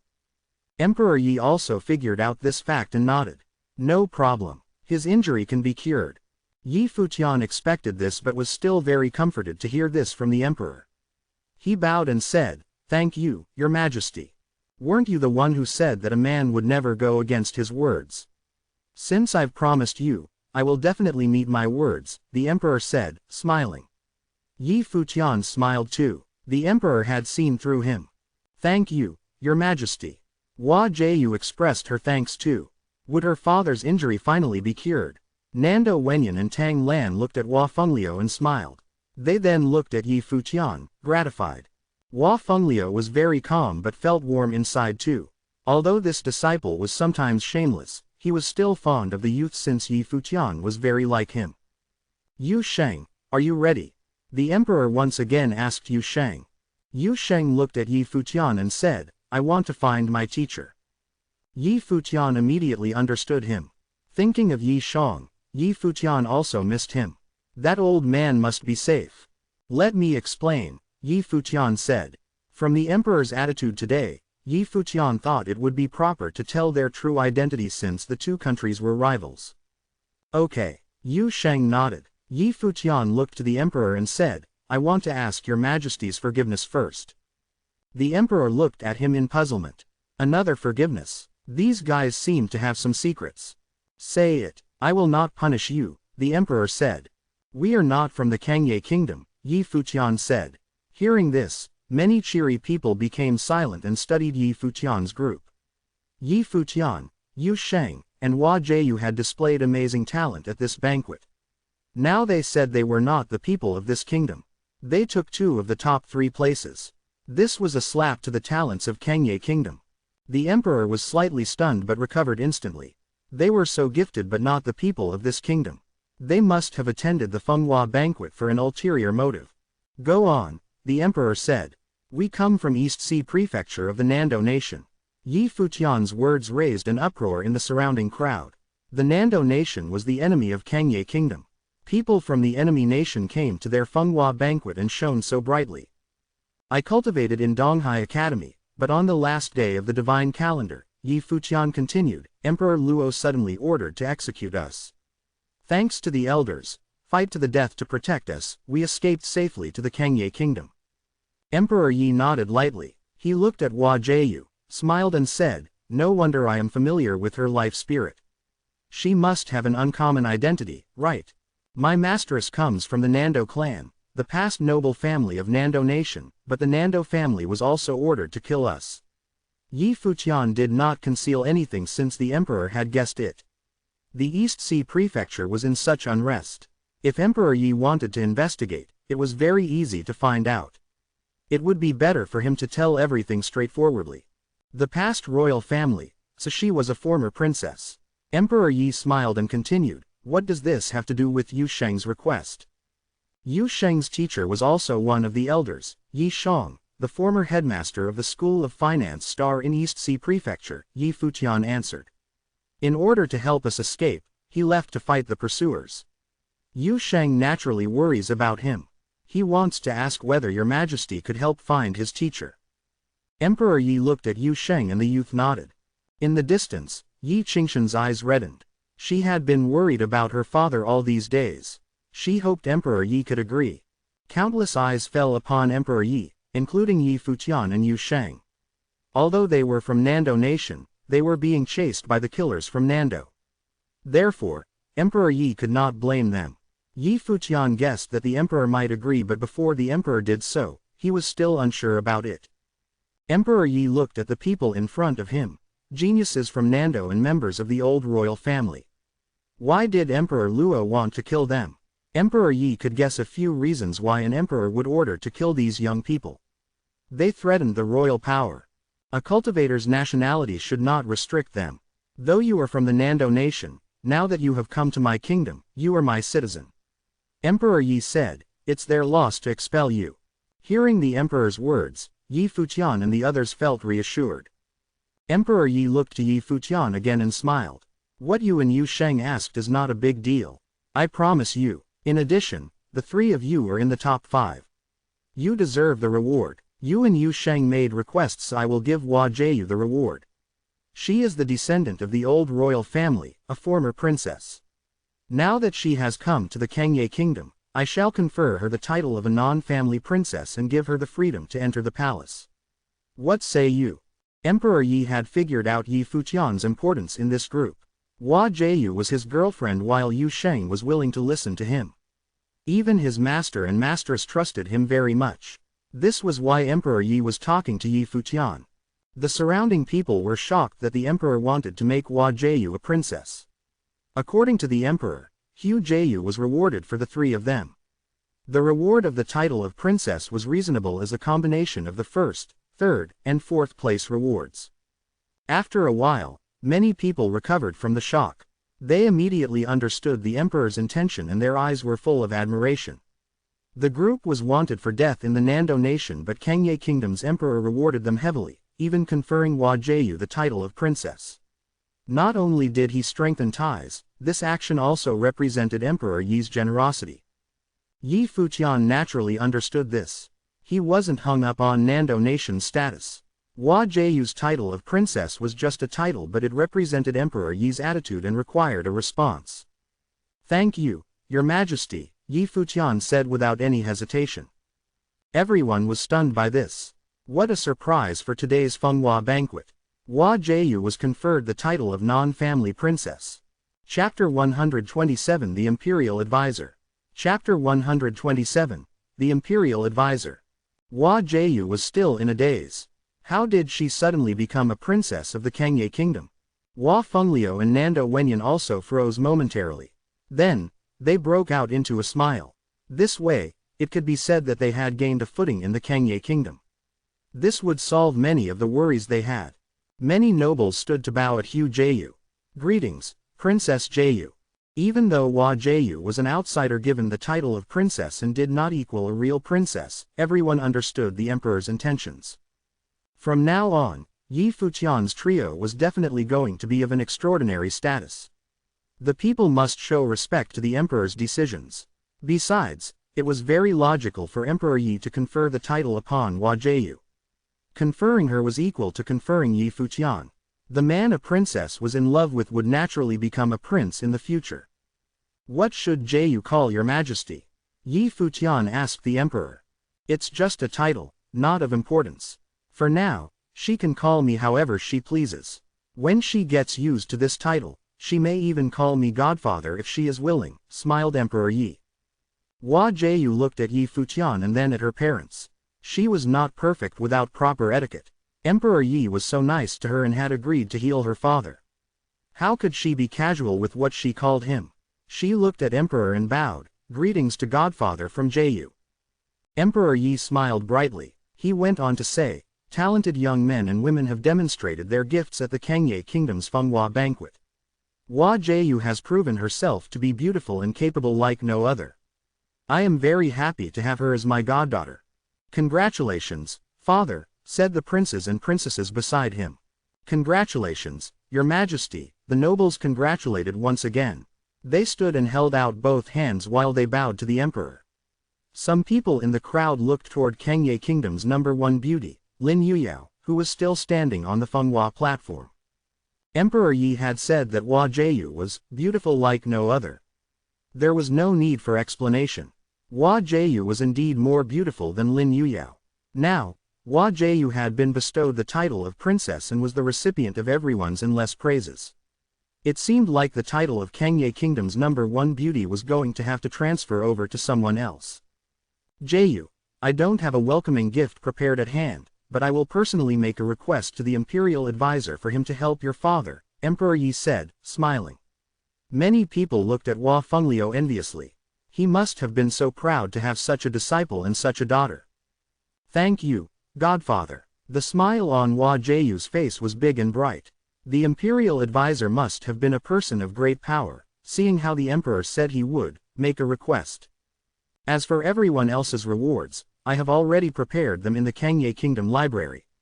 According to your placing on the Fenghua rank, you may choose one out of 3 things: a treasure, a spell book, or battle tactic book. You may all follow me into the imperial palace. Emperor Yi stood up and continued, the Fenghua banquet is now officially over. After he was done speaking, he turned to guide the empress on to the carriage. The princes and princesses followed after them. Yi Futian and Hua Jieyu looked at each other and smiled. The Kangye Kingdom's Fenghua banquet had finally come to an end with great results. They hadn't wasted a trip. Master, let's head into the palace, Yi Futian said to Hua Fengliu. Let's go. Nando Wenyan sighed loudly and said, do you think there's a chance they could repair your life spirit as well? My life spirit was shattered into pieces. It's not that easy, said Hua Fengliu. He did not have high hopes. As long as they were able to heal his injuries so that he could live like a normal person, he was happy. A large group of people followed the emperor into the imperial palace. However, there were still some people who remained standing around the Fenghua platform, not wanting to leave. The Fenghua banquet was a gathering of cultivators in the Kangye Kingdom, but instead, the spotlight had been stolen by the trio from the Nando nation. The 3 of them did not seem to be of any special background, but they were all incredibly powerful. At the Fenghua banquet, Yi Futian got first place, Hua Jieyu was given the title of princess, and Yu Sheng received high regards from the emperor. They 3 of them were destined for greatness. Besides that, everyone witnessed just how powerful Yi Wuchen was. He was invincible on the Fenghua platform. However, Lin Yuyao, who was the center of attention and the most outstanding female in Kangye Kingdom before the Fenghua banquet, was completely outshined by Hua Jieyu. She had received a mere last place on the Fenghua rank. Even Hua Juxin had placed higher than her. Only when they saw the large group of figures disappear slowly, did the people around the platform go their separate ways. Afterward, the news spread rapidly all over the imperial Kangye city. In the imperial palace, the carriage was moving forward. Just then, an imperial bodyguard beside the carriage came to Yi Futian. His Majesty has requested you. Yi Futian nodded and headed for the carriage ahead. Lin Yuyao, Bai Chu, Zuo Qinfen, and the others watched Yi Futian's silhouette with a mix of emotions. They were all thinking something different. Yi Futian arrived next to the carriage. Your Majesty, he greeted the emperor seated in the carriage. There are still many things you have yet to explain. As talented as you are, what is the royal Luo family's reason for wanting you dead? Asked Emperor Luo. Your Majesty, it might have had something to do with a prophecy told by the Nando nation's left minister, Minister Zuo, answered Yi Futian. I know that Minister Zuo is an astrologer. Explain, said Emperor Luo. I once traveled with Minister Zuo. It was then that he might have told my fortune. He bestowed the decree of the minister upon me afterward. Then by chance, he also told Jeyu's fortune. Because of this, the crown prince became aware of us. He went all the way to Donghai Academy to see me. He asked for me to follow under his leadership and told me that he would make me his minister once he became the emperor, but I rejected. Then came an imperial order from Emperor Luo. He made me the crown prince's study attendant and Jeyu the crown princess. Our only choice was to defy the order and flee for our lives. Yi Futian did not keep anything from Emperor Yi because he could easily find out the truth by sending someone to Donghai City. The emperor's eyes brightened. Based on what Yi Futian had said, many things became clear. It was obvious that Emperor Luo gave such an order on purpose as an excuse to get rid of Yi Futian and Hua Jeyu. Looks like you and Jeyu were destined to become emperor and empress, Emperor Yi laughed at Yi Futian. But I've never even thought about becoming emperor. I had no intentions of stealing the Nando nation throne, said Yi Futian. He did not mention that he indeed was fated to be emperor but not the emperor of a country. You didn't think of it before, but after what happened, there's a chance of it happening. This is probably what they call fate, smiled Emperor Yi. Yi Futian did not say anything. He was not going to become the emperor of a country, those were not his intentions, but the royal family of the Nando nation must be eliminated. He was willing to do anything to make sure this happened. The Luos found an excuse to kill you and yet you were able to escape. Emperor Luo was curious. If Emperor Luo gave out such an order, then it would only make sense that he would have made sure that there was no way Yi Futian could make it out alive. We barely made it, said Yi Futian. My Grand Master sacrificed his life to make sure we survived, and Yu Sheng's master, Senior Yi Shang, is still missing. He did not tell the emperor that even though such grave sacrifices were made, they never would have made it out of Donghai City alive if it hadn't been for the emperor's will in his body. What Yi Futian didn't know was that even with the emperor's will, he almost didn't make it out of Donghai City. Your Grand Master is very respectable.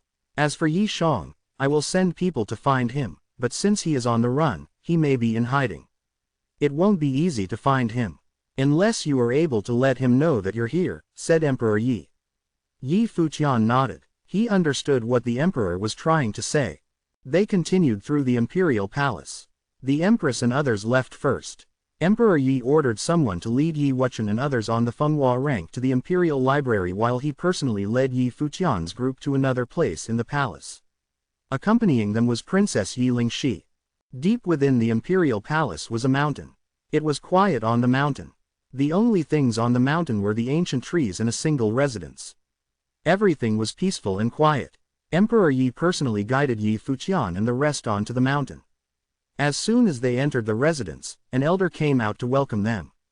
The elder had white hair and a white beard. He looked wise, like a sage. However, his eyes were shut tight, even in the presence of the emperor. On the way up, Yi Lingxi had told them that the imperial advisor could not see. You're here, Your Majesty, greeted the imperial advisor. Even though he was blind, it was like he could see who had arrived. He walked directly towards the emperor. Teacher, it's been a while since I came to bother you, said Emperor Yi. Yi Futian and the others had a look of surprise on their faces. The imperial advisor was Emperor Yi's teacher. Your Majesty, have you come because of him? The imperial advisor turned in Hua Fengliu's direction. That's correct, teacher. The Fenghua banquet ended today. This is Yi Futian, Hua Jeyu, and Yu Sheng. The three of them are unbelievably gifted and have a lot of potential. They may even surpass me in the future. Yi Futian ranked first, and his request was for his master's injuries to be healed. Originally, I did not want to disturb you, but then I took Jeyu as my goddaughter. So, the only thing I could do was to ask you to help heal her father, explained Emperor Yi. They are extraordinary indeed, nodded the imperial advisor. He turned to Hua Fengliu and asked, how are your injuries? Hua Fengliu released his broken life spirit once again. Then leaned against Nando Wenyan fatigued. He didn't even have energy to speak. Yi Futian spoke for him. Master forcefully summoned his life spirit in a battle after it was disabled. I can heal him, but it's not something I can do in a day. Especially since his life spirit is shattered. It will take a long time to recover fully, said the imperial advisor. You can repair his life spirit? Asked Yi Futian with a shaking voice. Even Hua Fengliu's heart skipped a beat. He had never even dared to dream of it. There's nothing surprising about teacher being able to do what others can't, chuckled Emperor Yi. Hearing this, everyone was surprised and happy. All of them bowed to Emperor again. Thank you, Your Highness. You guys should be thanking my teacher, laughed Emperor Yi. The imperial advisor waved his hand. Since His Majesty has requested, it is only right for me to oblige. He will need to stay here for treatment. As for the rest of you, if you don't mind that there isn't much to offer here, you guys can stay here as well. Thank you, Senior. Yi Futian put his hands together and bowed at the elder with great gratitude. Hua Jieyu was excited. Her father's life spirit could actually be healed. Nando Wenyan's eyes were getting red. All these years, she'd never had any high hopes. Then you guys shall stay here with teacher. If anything happens, you go down the mountains and find someone to report directly to me, Emperor Yi instructed the group and then departed with Princess Yi Lingxi. Just when the Kangye Kingdom's Fenghua banquet ended, in the Nando Nation's imperial city, cultivators gathered for their countrywide event. The Nando Nation's Tingfang banquet was about to begin. Chapter 128 Emperor Luo Against Fate. Chapter 128 Emperor Luo Against Fate. Countless strong cultivators gathered here in the magnificent imperial city of Nando Nation. There were 36 prefectures in the Nando Nation, with many cities in each prefecture and academies in each city. At this time, the younger generation of talents from all the cities gathered here in Nando City for the Tingfang banquet held by the Nando Nation. Different from the Fenghua banquet of Kangye Kingdom, the Tingfang banquet had no preliminary test. Any young person could participate and show their talents. The Fenghua banquet was held every 3 years in Kangye Kingdom, so efficiency was highlighted and it was fast-paced. As for the Tingfang banquet, held every 10 years, it was grander. People from the East Sea Prefecture gradually arrived at the imperial city. Not only young participants came but also those strong cultivators who wanted to witness the grand banquet. The strong cultivators from Donghai Academy of the East Sea Prefecture definitely would not miss such a grand banquet. Yan Xiao, the headmaster of the School of Emperor Star, led his excellent disciples together with the other headmasters. Stepping into the city, a group of demon beasts flew in the sky. The disciples looked over the magnificent ancient city below, feeling slight butterflies. They wondered whether they would stand out in this Tingfang banquet. Amongst the crowd was Zhou Qing, who was thought the most highly by Yan Xiao, the headmaster. Standing on a beast, Zhou Qing looked over at the capital, full of ambition. Talented as he was, there was a big possibility for him to win a place for himself even though there were countless talents gathered at this banquet. However, Zhou Qing was not completely confident. No one knew how many powerful figures were born during the past 10 years. Nobody dared claim that he could stand out. At this time, a figure appeared in Zhou Qing's mind. If that talented youth was here, he must be the winner. However, it had been only about 1 month since the Donghai City event. He was probably still on the run. Zhou Mu was also with the group of people, as well as his teacher, the art saint. Lin Shui was also here. She had matured from when she met Yi Futian on the ship in the East Sea. 17-year-old Lin Shui was now more beautiful and her body more curved. At the beginning of this year, she attended the spring quarter examination held by the Donghai Academy and passed. Hearing that the Tingfang banquet was to be held, she wanted to have a look too. In the distance, another line of figures descended. Someone called out, "Headmaster Yan." Yan Xiao turned to look and smiled. The disciples from the Nando clan are going to attend this banquet too. These people arriving were from the Nando clan. Yes, one of the strong cultivators from the Nando clan nodded slightly with complex feelings. What happened to the Nando clan on the last day of the divine calendar changed a lot of things. They had to show more reliance on the royal authority in order to survive. Therefore, they came to the Tingfeng banquet. The two lines moved on silently. Above them were countless other strong cultivators. As they advanced, they could make out the grand palace before them. It was even more solemn and sacred under the sunlight. At this time, Emperor Luo stood in the main hall of the palace, reading a message from his guard. The message was about the Fenghua banquet held in Kangye Kingdom. It was held every 3 years and many outstanding persons would emerge. Nando Nation would naturally pay attention to such news. However, Emperor Luo generally wouldn't care about such things. Countless talents emerged every 3 years. How could he, the emperor of the Nando Nation, have enough energy to care about these trivial matters? But this message was sent to his hands because several names that should not have appeared were on the Fenghua rank. First place was Yi Futian. What a familiar name. As the emperor, he should not pay attention to a youth. However, Minister Zuo, Minister Hua, and the prince all showed a great interest in him. Therefore, 1 month ago, the Emperor Luo had sent a decree that everybody in Nando Nation shall listen to him for he stood for God. However, Yi Futian still escaped from Nando Nation. The emperor didn't expect that he would next see Yi Futian's name on the Fenghua rank of the Kangye Kingdom. Joining the Fenghua banquet is a full attribute genius with twin spirits. Of course he would win. Emperor Luo laughed. Yi Futian had displayed his horrible talent at the Nando clan, so the emperor was not surprised that Yi Futian was the winner. Once he attended, he would definitely win the first place. The fourth was Hua Jiu. This name was also quite familiar to him. She should have been the crown princess of Nando Nation.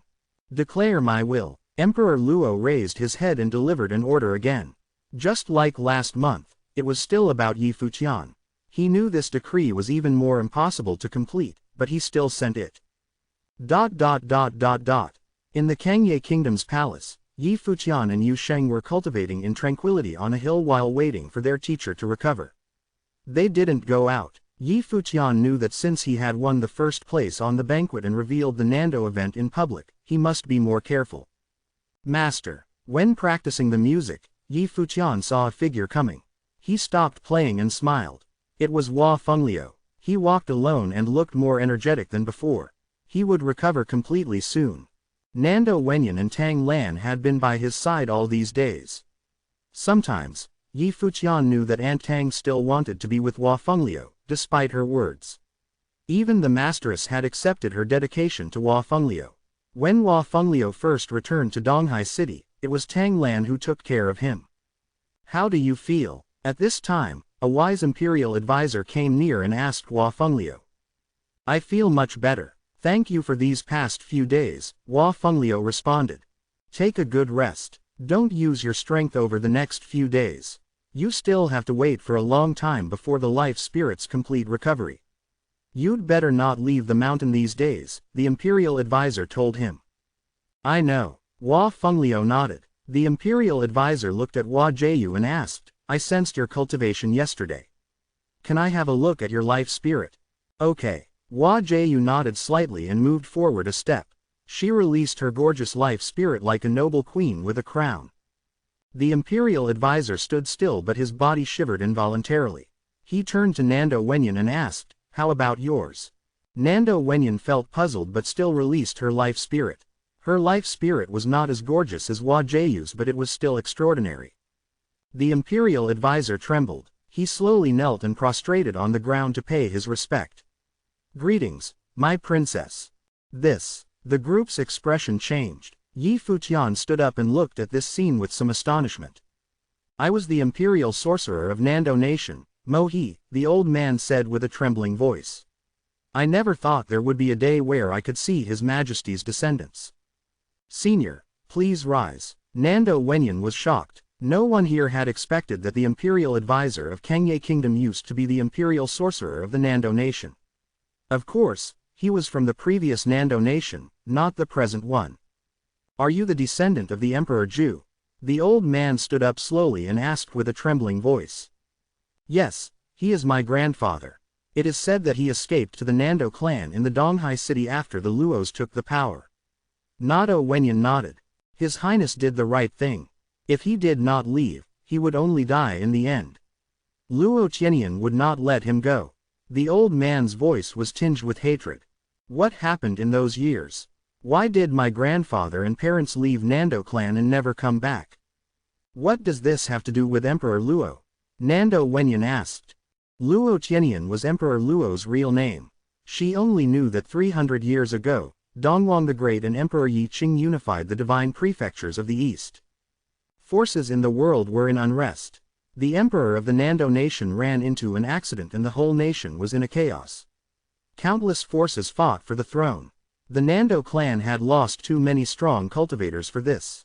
And at that time, Luo Qianyan turned out to win with his noble plane and ascended the throne. Since then, the Luos replaced Nando royalty. After Emperor Luo took power, panic rose through the nation. In order to show the emperor's bearing, Emperor Luo ordered a nationwide amnesty.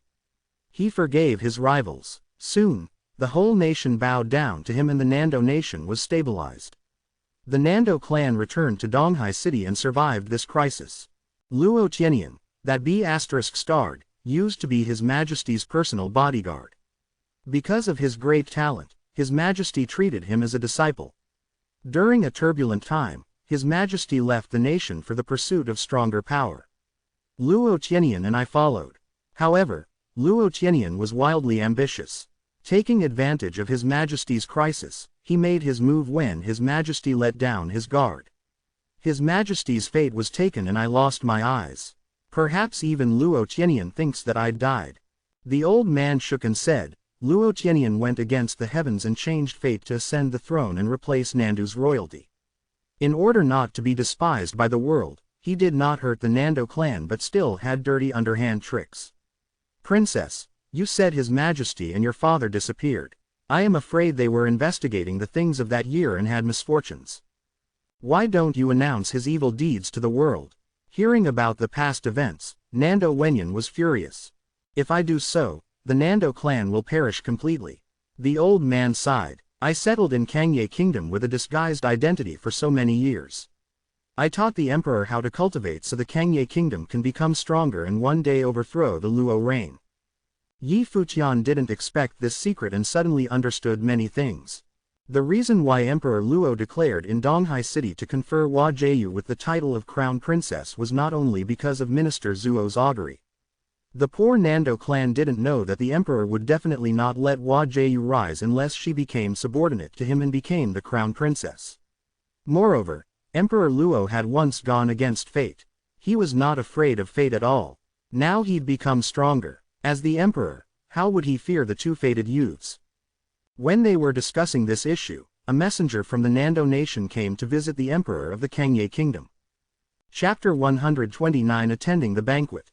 Chapter 129 Attending the Banquet. In the main hall of the Kangye Kingdom's imperial palace, an ambassador from the Nando nation had arrived. Emperor Yi met him seated on his throne. Greetings, Emperor Yi, said the ambassador. He knelt down on the floor in a deep bow. Rise, said Emperor Yi. Thank you, Your Majesty. The ambassador rose from the ground and looked at Emperor Yi. I have come under the order of His Majesty of the Nando nation. We heard that traitors of our country, Yi Futian and Hua Jieyu, were here at the Kangye Palace. His Majesty has sent me in a request that they be returned to the Nando nation for punishment. They are already citizens of the Kangye Kingdom. Furthermore, I have already conferred the title of princess upon Hua Jieyu and she is now my goddaughter. Relay the message to your emperor, they no longer have anything to do with your country. Do not use the term, traitor, in reference to them anymore, Emperor Yi said with a cold demeanor. He was dignified and stern. They were once citizens of the Nando nation's East Sea Prefecture and have defied the orders of the emperor. They are traitors and deserve capital punishment. Is it really proper for Emperor Yi to handle things this way? The ambassador asked the emperor without fear. How preposterous, said someone on the sideline. They stared at the ambassador with cold eyes but he only lifted his head to look at Emperor Yi calmly, neither haughty nor humble. I will repeat myself once more. They are now part of the Kangye Kingdom. Hua Jieyu is a princess and, in the future, Yi Futian will be a prince. Did you hear me clearly? Said with a natural sternness. Noble will befell the ambassador, and he could feel an invisible force pushing down on his head. Our country is willing to trade a city for each of them. The ambassador bowed his head. If I want one your cities, I will fight for it myself. You may head back to answer to your emperor now, said Emperor Yi. Battles always happened at the borders of the two countries. One day, the border cities belonged to the Nando nation, the next, to the Kangye kingdom. It changed hands every couple of days. To an emperor of an entire country, of what use was one city? The ambassador reached both hands out, bowed down, and said, the Nando nation's Tingfang banquet is about to begin. We are inviting emperors of each country to attend. Our emperor has sent me here with an invitation, inviting Emperor Yi to attend. He fished out an invitation and submitted it with both hands. Someone took the invitation and then handed it to Emperor Yi. He read it over and smiled. Very well. Tell your emperor that I will be attending the banquet. The Nando nation awaits Emperor Yi's presence. I will excuse myself now. The ambassador bowed his head and retreated backward. He continued out of the hall before bowing once again, and only then did he turn his back to leave. After he left, Emperor Yi put down the invitation in his hand and went into deep thought. Emperor Luo is actually inviting emperors of different countries to attend the Tingfang banquet. Was he that confident in this year's banquet? Standing up, Emperor Yi walked out of the main hall. Yi Futian had no idea of this.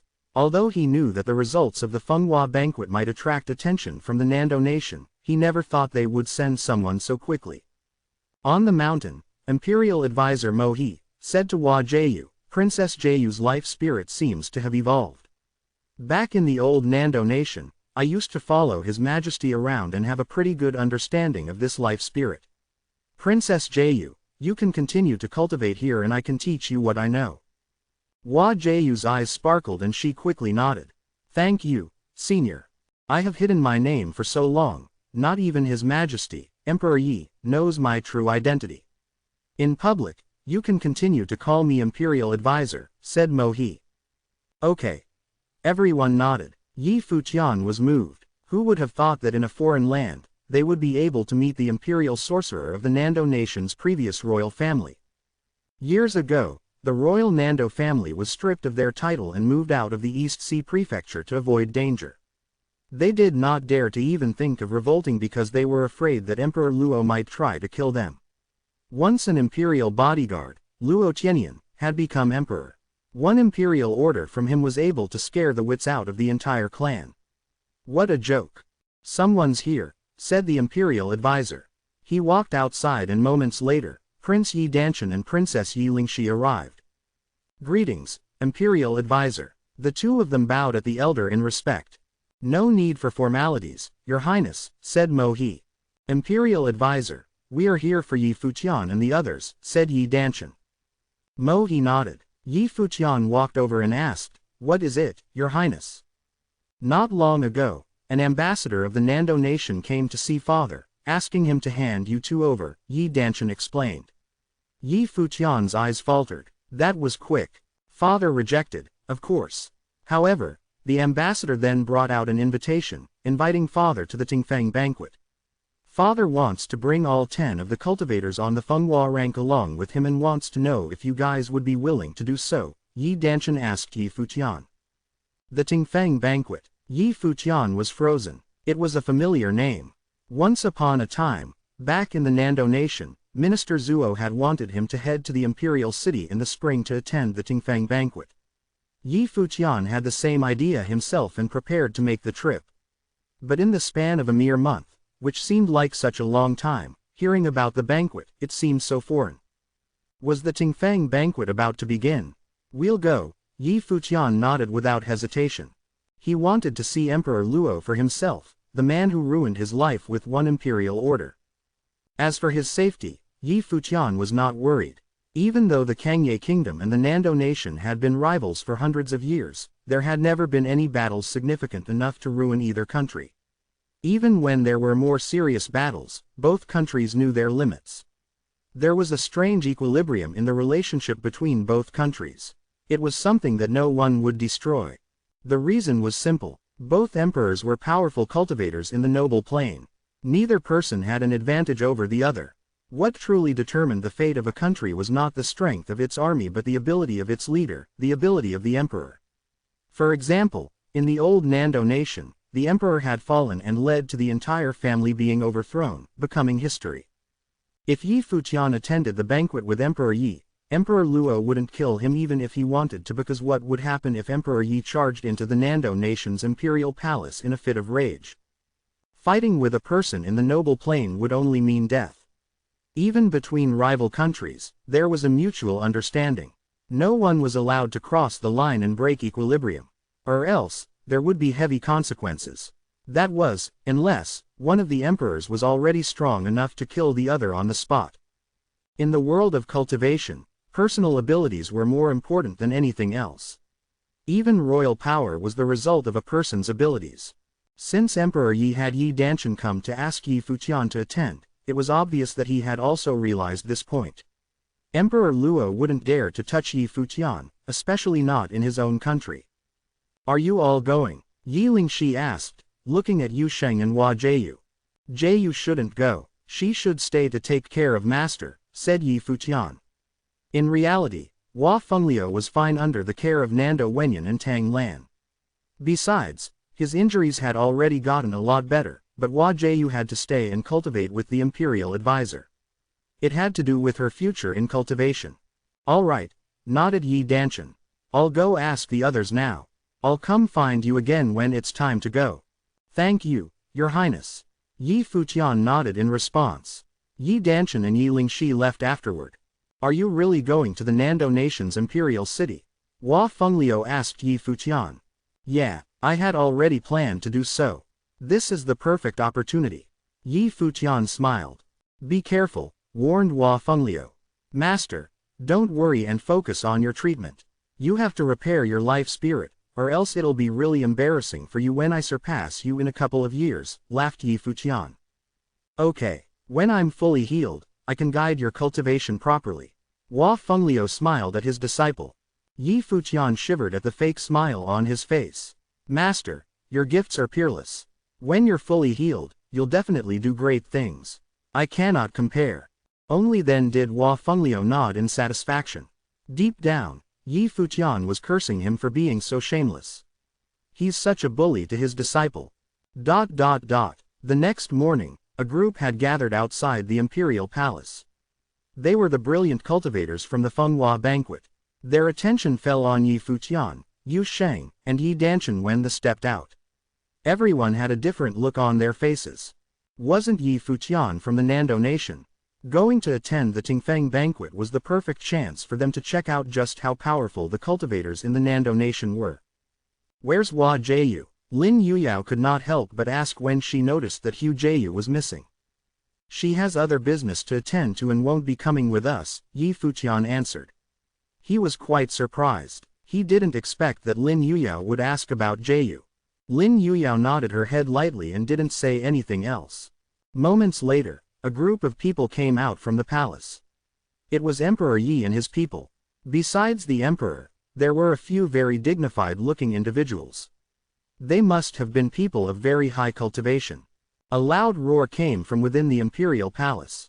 Everyone looked up and saw a fearsome creature headed toward them. The scary beast was a flood dragon. The flood dragon approached and moved to stay near Emperor Yi. "Let's head out since we're all here. I wanted to bring you guys on this trip to show you guys cultivators of other countries. Do not limit yourselves to the Kangye kingdom. There may be a day when you will leave here." Emperor Yi smiled and walked to the flood dragon. Everyone followed the emperor onto the dragon's back. With a loud roar and a huge gust of wind, the flood dragon lifted into the air, rising higher and higher. It broke through the clouds at an alarming speed, headed in the direction of the Nando nation. The Kangye kingdom was over 100 kilometers away from the Nando nation. However, because of the flood dragon's high cultivation, it moved with the wind and they arrived in the Nando nation's imperial city in a single day. Presently, powerful cultivators from all around the country had gathered in the imperial city. Emperor Luo had also invited emperors from other countries to attend the banquet. Countless beasts soared through the skies, filling the air with their cries. But when the flood dragon flew by, everyone stared from far away. They looked at the line of people mounted on the dragon as they tried to guess their identity. The flood dragon was a ferocious beast like no other. It must be a powerful demon beast. What kind of person would be able to control such a beast? Emperor Yi stood on the dragon's back quietly, allowing the wind to blow freely on him. His long hair blew in the wind. Beside him stood Yi Futian, who was looking down on the imperial city. "What are you thinking?" asked Emperor Yi with a smile. Yi Futian must have been experiencing a wave of emotions, coming back here. "I was thinking about when I can finally wipe out the Imperial Nando Palace," Yi Futian replied as he looked out far ahead. A light smile crossed his face, his tone calm. Chapter 130 Take Yi Futian Down. Chapter 130. Take Yi Futian Down. As the dragon came closer to the palace of the Nando nation, a line of figures flew over. The dragon roared ferociously. "Stop," Emperor Yi said. Then the dragon halted. Those comers bowed and said, "Your Majesty." "What's the matter?" the emperor asked. "We were ordered by our emperor to welcome you. The accommodation has been arranged for you," the man said. "Lead the way," Emperor Yi said lightly. The other nodded and walked in front, leading the way. Soon, they arrived at a giant palace near the imperial palace. Though the two nations were rivals, courtesy was necessary since the emperor was invited here. Everything in the palace for the stay had been arranged well for them. Since Emperor Yi was the emperor of the Kangye kingdom, only people from the Kangye kingdom could share the palace with him.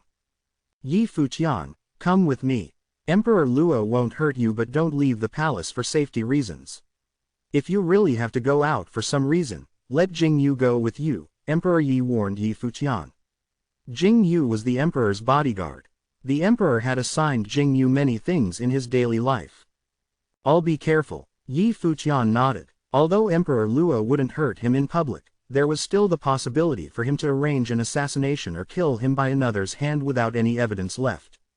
Emperor Yi couldn't blame it on him then. The group settled down in the palace while the outside world was stirred up. The Tingfang banquet was to be held the next day. The decennial banquet was more magnificent than the Fenghua banquet of the Kangye kingdom. The whole nation paid great attention to it and all the heroes would attend. A sensation was inevitable. Everyone was looking forward to the opening of the Tingfang banquet the next day. 1 hour later outside the palace, a row of figures strode over and went directly into the palace. The leader was a beautiful woman. She seemed like an unordinary person. Following behind her were her strong bodyguards. Jing Yu stood before her and said, "This is the Emperor Yi's palace. Any intruders will be killed without pardon. I'm looking for Yi Futian." The woman looked up to Jing Yu and Jing Yu suddenly grew hesitant. "Since this is Emperor Yi's palace, what do you think we can do?" The woman continued. Jing Yu thought for a while then said, "Follow me." He led the way and the woman's people followed behind. They came to a place in the palace where Yi Futian's group lived. Seeing many people coming over, Lin Yuyao and the others went to Yi Futian's room out of curiosity. Yi Futian sat in the courtyard. When he saw the newcomer, he was stunned. "Yi Futian, why did you join the Kangye kingdom?"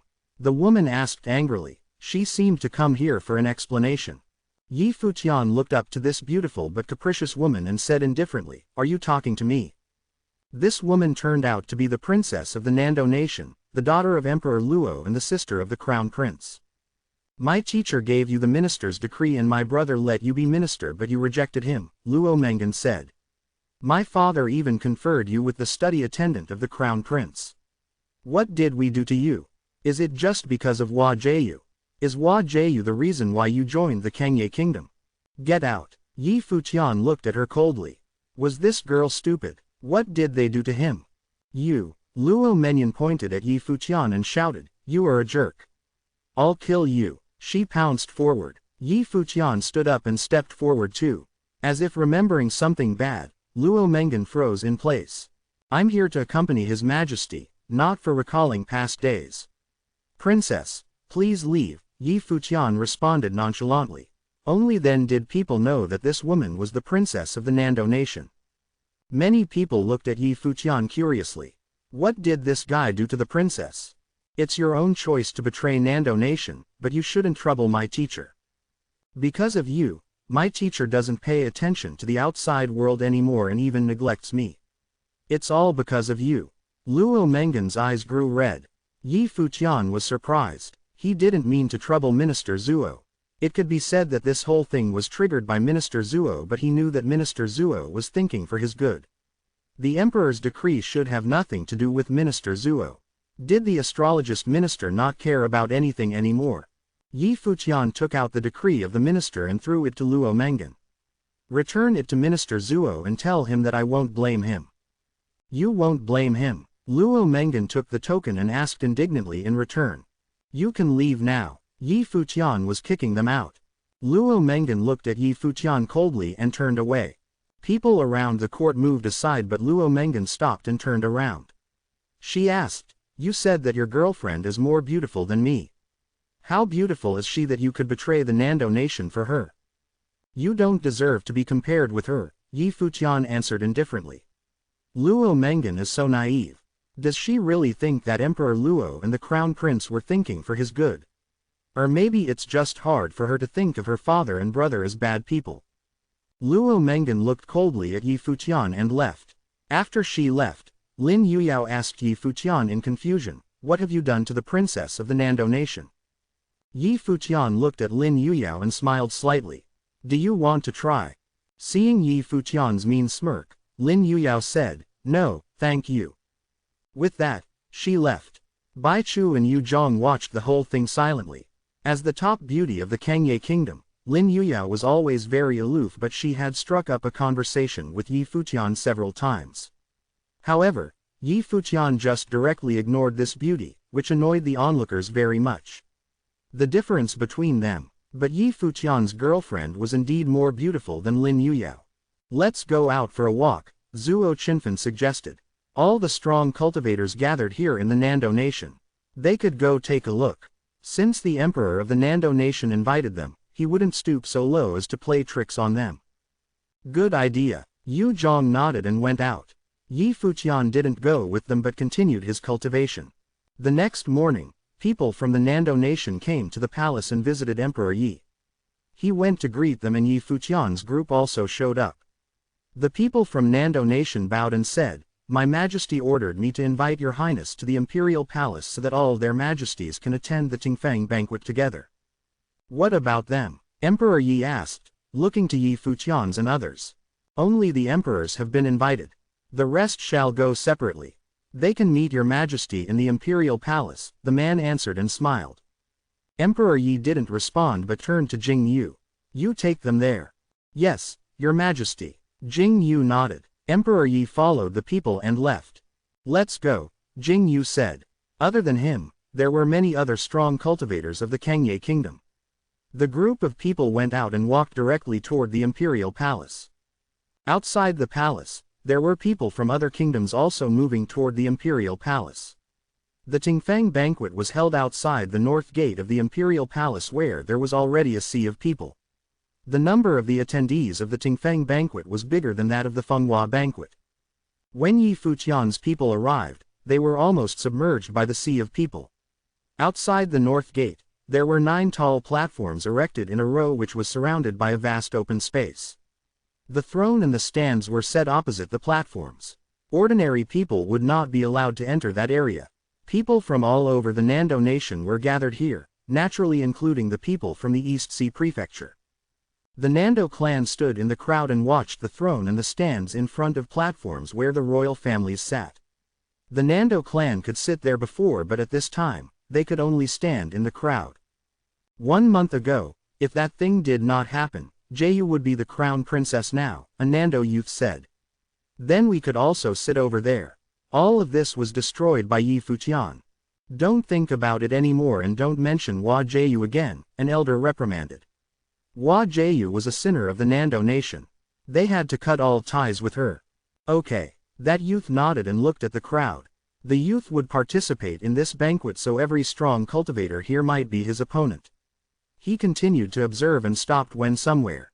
He frowned, looked backward, and found a line of figures. Yi Futian, the youth called. People from the Nando clan all turned to him. An elder said, "Nonsense. How could Yi Futian appear at the Tingfang banquet? He is there. The youth pointed somewhere with great shock in his eyes. He didn't believe it either, but he definitely had seen Yi Futian. The Nando clan all looked toward the direction he pointed in, and their eyes fell on a handsome figure. Every cultivator of the Nando clan was stunned and their eyes flashed. Yi Futian dared to attend the Tingfang banquet. Did he want to die? Go take him down. The strong cultivators from the Nando clan immediately bolted in that direction. They had never forgotten what had taken place in Donghai City a while ago. Hua Jieyu was taken away and a group of strong cultivators of Nando clan also disappeared. And Yi Futian was the reason. Don't let him go, a youth shouted, worrying that Yi Futian would mingle within the crowd. This guy is really bold. How dare he come back to where the Tingfang banquet is held? Take him and give him to the emperor, someone said. He'd even planned how to execute Yi Futian. Yi Futian went against emperor's order. He was a criminal and must be handed over to Emperor Luo. Chapter 131 The Tingfang Banquet Begins. Chapter 131 The Tingfang Banquet Begins. Yi Futian's group headed closer to the battle platforms. Just then, a harsh voice shouted, Yi Futian. The surrounding area was crowded and in disarray. Because of this, Yi Futian did not notice the members of the Nando clan. It was not until he heard the shout that he turned his attention over and saw them. Nando Ku was among the group. The look in his eyes was ice cold, ready for blood. Whoosh! The members of the Nando clan did not waste any words and released all types of spells at Yi Futian. A figure stepped out from beside Yi Futian. With a slight step forward, just one step, the wood sorcery targeted at Yi Futian was destroyed. At the same time, a fearsome force of sword intent filled the air. The temperature dropped and every member of the Nando clan was encapsulated by the force. They could not help but shiver at the drop in temperature. The small area in which they occupied seemed to have been frozen. The members of the clan stared at the figure that appeared in front of Yi Futian. Shock filled their eyes. They could not believe there was such a powerful individual by Yi Futian's side, protecting him.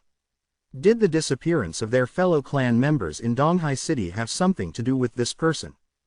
When Yi Futian had appeared in front of their very eyes just a moment ago, they had no other thoughts but to capture him.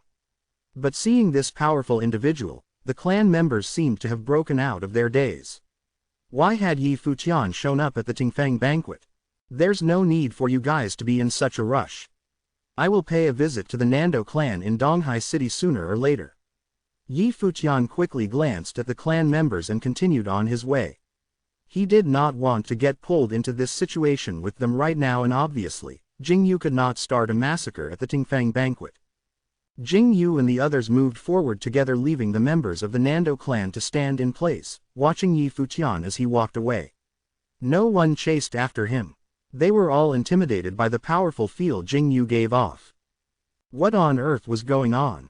It was true. Everyone thought it was odd that Yi Futian had the guts to show up at the Tingfang banquet, an imperial event held by the emperor. Jingyu was strong, but no matter how strong he was, he could not go up against the emperor of the Nando nation. Emperor Luo was a cultivator in the noble plane. He was the only one in all of the Nando nation. The Nando clan could not even take care of themselves as of late, so of course, they did not know what had happened in the Kangye kingdom. To be honest, only the royal Luo family would care about what happened in the neighboring countries. Thus, never in a million years, would the Nando clan members guess that Yi Futian came with the emperor of another country. Many imperial bodyguards appeared to maintain order. They stood around the 9 battle platforms. Up ahead, a crowd of powerful cultivators had arrived. Some of the guards cleared the road for them while royals, nobles, and clans stood on the sides to welcome them. From the imperial palace, a group of figures headed their way. The 4 people at the front of the group seemed to be chatting happily, as if they were the best of friends. The 4 of them had a certain aura around them. In the blink of an eye, the noisy area quieted down and everyone paid undivided attention to the group approaching. They knew that Emperor Luo was in the group, but who were the other 3? The 4 figures arrived at the platforms and sat down in their own respective seats. Their status seemed to higher than people expected. Today is the beginning of the Nando nation's Tingfang banquet. I have specially invited the emperors of the Kangye kingdom, the Yunshu nation, and the Yan kingdom to come watch the competitions. We shall enjoy the performances put on by the youths of the Nando nation. They are our future, and I hope that our younger generation cultivators will not disappoint our three guests from afar, smiled Emperor Luo as he introduced his fellow emperors. Immediately, the area was filled with discussion. Besides the one side of the country that was bordered by the sea, the other three sides were joined with bordering countries. Today, the emperors of those three countries had come to attend the Tingfang banquet. This year's Tingfang banquet was graced with the presence of 4 emperors, the 4 strongest cultivators in the noble plain. Below where the 4 emperors sat, everyone began to sit down. Beside Emperor Luo, Crown Prince Luo Junlin as well as other princes and princesses had arrived, but only Luo Junlin could sit next to the emperor. This was the obvious difference in status among the children of the emperor. Below the throne were the left and right ministers. Minister Zuo no longer had the same energy in his eyes as he once did. It seemed like he was no longer interested in anything. On the other hand, Minister Hua looked fresh and energetic. Even though things in Donghai City were not a success as planned, to see Minister Zuo fail was the best thing for him. Jing Yu, Yi Futian, and the others headed to where Emperor Yi was. As citizens of the Kangye Kingdom, it was only natural that they stayed by the emperor's side. The Nando clan members kept eyes on Yi Futian. When they saw that not only was Yi Futian not avoiding being seen by Emperor Luo and was even headed in his direction, some of them had already made predictions. They shivered at the thought. Isn't that Yi Futian and Yu Sheng? Among the large audience, there were some people who came from Donghai City. They froze at the sight of Yi Futian. Naturally, the people of Donghai Academy also took notice. Yan Shao frowned. What's going on? His gaze shifted to Emperor Luo and Minister Hua. They did not seem to care at all, as if they already knew Yi Futian would be here. Zhou Qing and other students of Donghai Academy were all confused at the sight of Yi Futian. Lin Shui had obviously seen him as well. Her beautiful eyes froze on him. She never imagined she would see Yi Futian at the Tingfang banquet. One step at a time, Yi Futian's group arrived at the very front of the area, right below where Emperor Yi was seated. The members of the Nando clan felt their hearts skip a beat. It seemed they finally understood. The reason why Yi Futian dared to show up in the Nando nation was because he had royalty backing him. The emperor of the Kangye kingdom. Those from Donghai Academy looked very interested. Their mouths hung open as they watched Yi Futian take his seat slowly. Yi Futian went to the Kangye kingdom. In a little over a month, Yi Futian had escaped from the Nando nation to its rival country, the Kangye kingdom. Furthermore, he had been recognized for his talents by Emperor Yi. Now, he had returned on the day the Tingfang banquet began. However, he was not a participant of the banquet but one of the audience. Zhou Qing felt disheartened immediately after seeing Yi Futian. Zhou Qing was here to participate in the banquet and did not even know if he would even be able to impress with his performance, but then, there was Yi Futian. He was already seated by the emperor, though not Emperor Luo. Yan Shao glanced at Zhou Qing who was beside him. Then, he turned to another person and said, Tianao, that's the person you've always wanted to meet. Full attribute genius with twin spirits, Yi Futian. Do you think you can defeat him? Yun Tianao stared at Yi Futian. In reality, he had taken notice of Yi Futian very early on. It was because they knew each other, but that was when they were younger.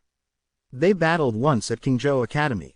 As a top student of Heian Academy, Yun Tianao lost to Yi Futian. After that, Yun Tianao left Qingzhou City in pursuit of experience and better education. So, at the beginning of this year, he was admitted into Donghai Academy. His arrival shook up the whole school. Then, he heard of another person who left a deep impression on the students of Donghai Academy. Yi Futian, a name that he kept engraved in his brain. I will defeat him, said Yun Tianao. Full attribute and twin spirits. So, this was his true gift.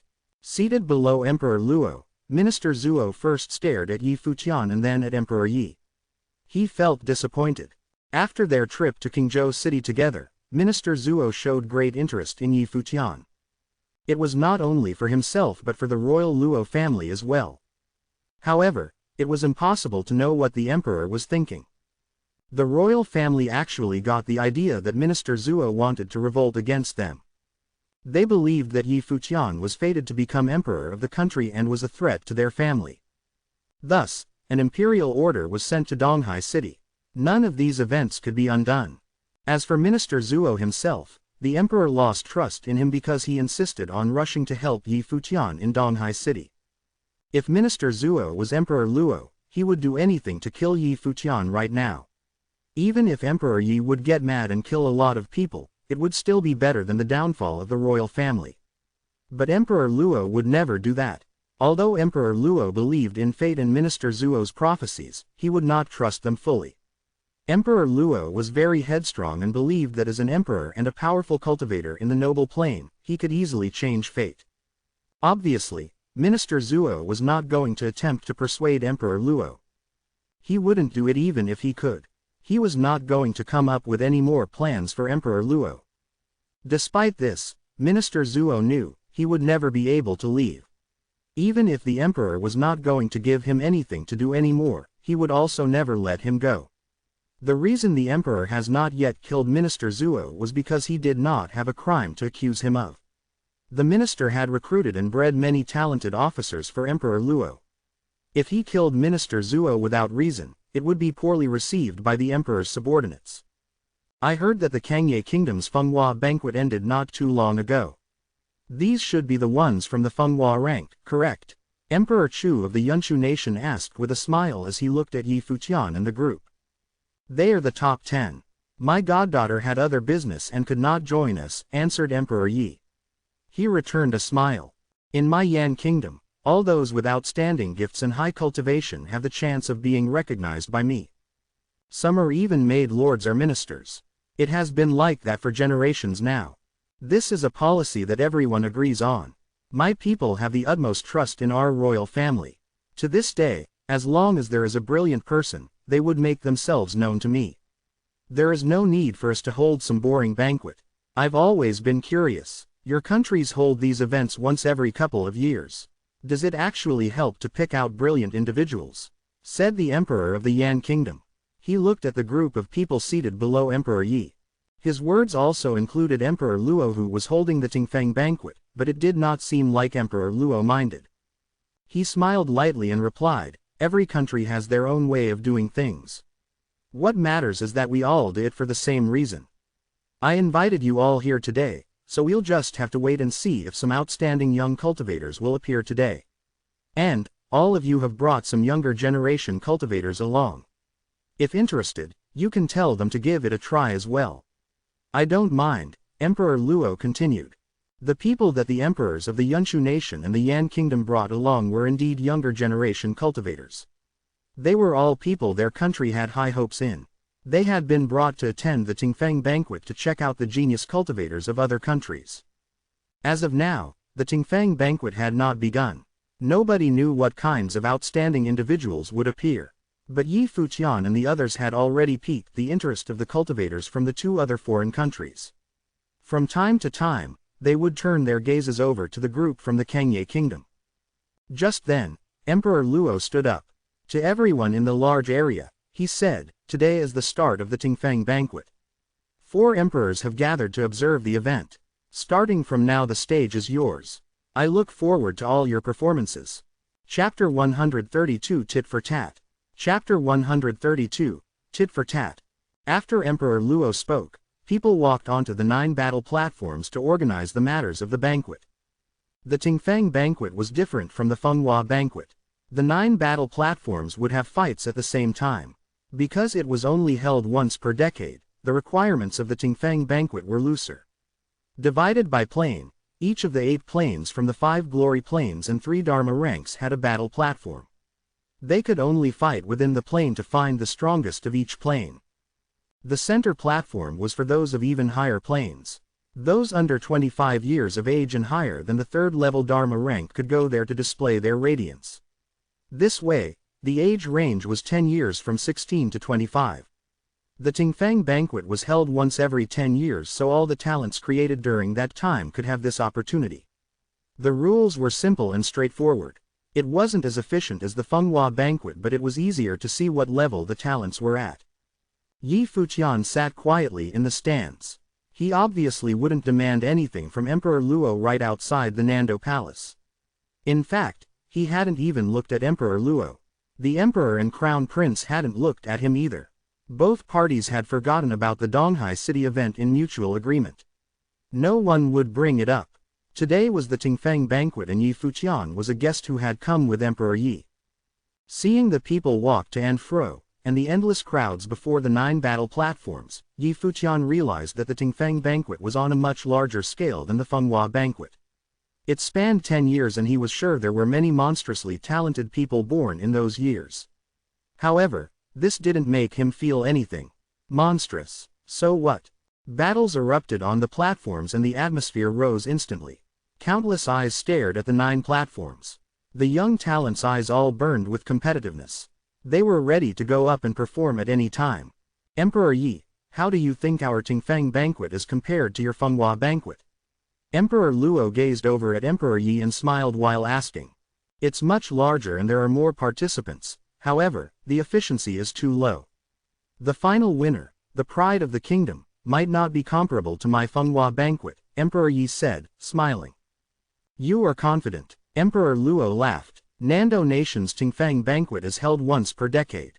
You think that the talents from a decade can't be compared to the 3 years of your kingdom? You must understand that the top talents can't be discussed with time as the basis. Regardless of Nando or Kangye, how many years must pass before there is a noble plain cultivator? Emperor Yi said calmly. The emperors of the 4 nations all nodded at that. Someone of the noble plane could become an emperor and was difficult to come by. Those who had a noble talent were too rare. In addition, it wasn't enough to only have the talent. Too many talents died before they matured. They also needed to have a noble fate. This type of person had definitely appeared in the 4 nations' hundreds of years of history. It wasn't just one person either. However, the emperors might not be able to discover and use them. Emperor Luo, your fate isn't enough. Emperor Yi smiled while Emperor Luo's eyes flashed. There was a hidden meaning behind these words. Since Emperor Yi had adopted Hua Jieyu, this meant he would protect Yi Futian. Naturally, he knew many things. There was someone with a noble talent had appeared in Nando, more than one, in fact. Minister Zuo had personally tested his fate. Since he was fated to be emperor, he would definitely have the talent of a noble. It was undeniable that one must be a noble to become emperor. Unfortunately, this person with the aura of an emperor had fallen for Hua Jieyu, the descendant of the former Nando royalty. Their fates were possibly emperor and empress.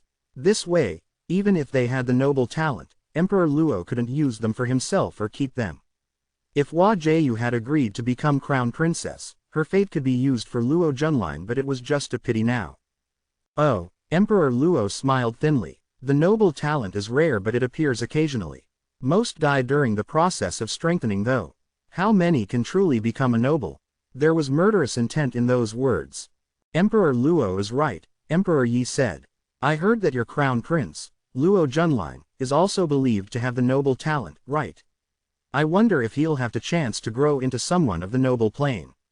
He smiled. Their conversation was tit for tat. Emperor Luo had said that someone with the noble talent could also die, hinting that he wanted to kill Yi Futian.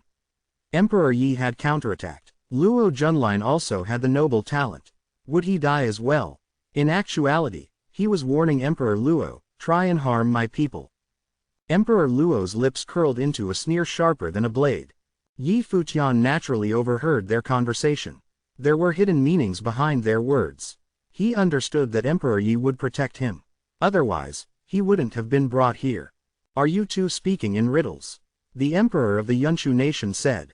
They seemed to be fighting with their words but he didn't understand. The nations all paid attention to the important events of their neighbors, such as the Tingfeng banquet and Fenghua banquet. They would also know who the most brilliant figures of the Fenghua banquet were. However, Donghai City was just a small city of Nando Nation. They wouldn't pay much attention to it. Especially for emperors, they didn't have the time to care about that. It was already a feat if they glanced at the names of the talents at the Fenghua banquet. In the world of the cultivators, the most important thing for an emperor was just cultivating and becoming stronger. Therefore, the emperor of the Yunshu nation only slightly understood their conversation. He guessed that it had something to do with the Fenghua banquet participant who called himself the talent of the Nando nation. The Yunshu nation also brought some younger talents this time. There were some very talented people earlier from Kangye Kingdom's Fenghua banquet. If there's a chance, you all can mingle, Emperor Luo said with a smile. The Yunshu nation emperor also smiled. He glanced at the talents of his nation and asked, "Did you hear that?" They smiled and looked over at Yi Futian and Yi Wuchen's group. One of them, dressed in glamorous clothing, asked, "I heard some news from the Fenghua banquet. Apparently, the winner is from the 7-star Glory Plane. It's quite interesting. A 7-star Glory Plane genius who defeated the Dharma rank might really have a superpower," someone joked. Then what kind of Dharma cultivator can be defeated? Apparently he entered the Fenghua rank too. As the Yunshu nation talents chatted, Yu Zhong and Bai Chu's faces darkened. They obviously understood the jabs in those words. "Naturally, it's a Dharma cultivator who can defeat you," a voice said indifferently. Unlike the Yunshu youths who had hidden meanings, he responded straightforwardly. The speaker was Yi Wuchen. He acted just as he thought. He didn't often make actions but they always hit their mark. "Really, I hope I'll have the chance to experience it," the Yunshu youth said with a smile. He wasn't angered. As the pride of their kingdoms, they were rivals. Some remarks couldn't affect his mood. "I'll take you all around the imperial city after today's event. Now, let us watch quietly," Crown Prince Luo Junlin said. Many looked over at him. He was popular. He was known as the future emperor of the Nando nation at such a young age and no one could move him. One must enter the noble plane to become the emperor. Therefore, Luo Junlin was a future noble cultivator. "I'm sure today's Tingfeng banquet will be boring," a youth from the Yan kingdom said. He wasn't very excited. The Tingfeng banquet had such a large scale and all the talents would come to battle. Many were just here for fun and to test their skills. They were easily defeated. Occasionally, someone would be eye-catching but it wasn't enough. Unless the genius talents were chosen today, the current battles were uninteresting to them. "Really, what do you think about that one?" Luo Junlin smiled and pointed at a battle platform. It was where the 7-star Glory Plane cultivators were. At the moment, there was a battle. A very young talent stood there, having won many rounds continuously. He was skilled in matrices.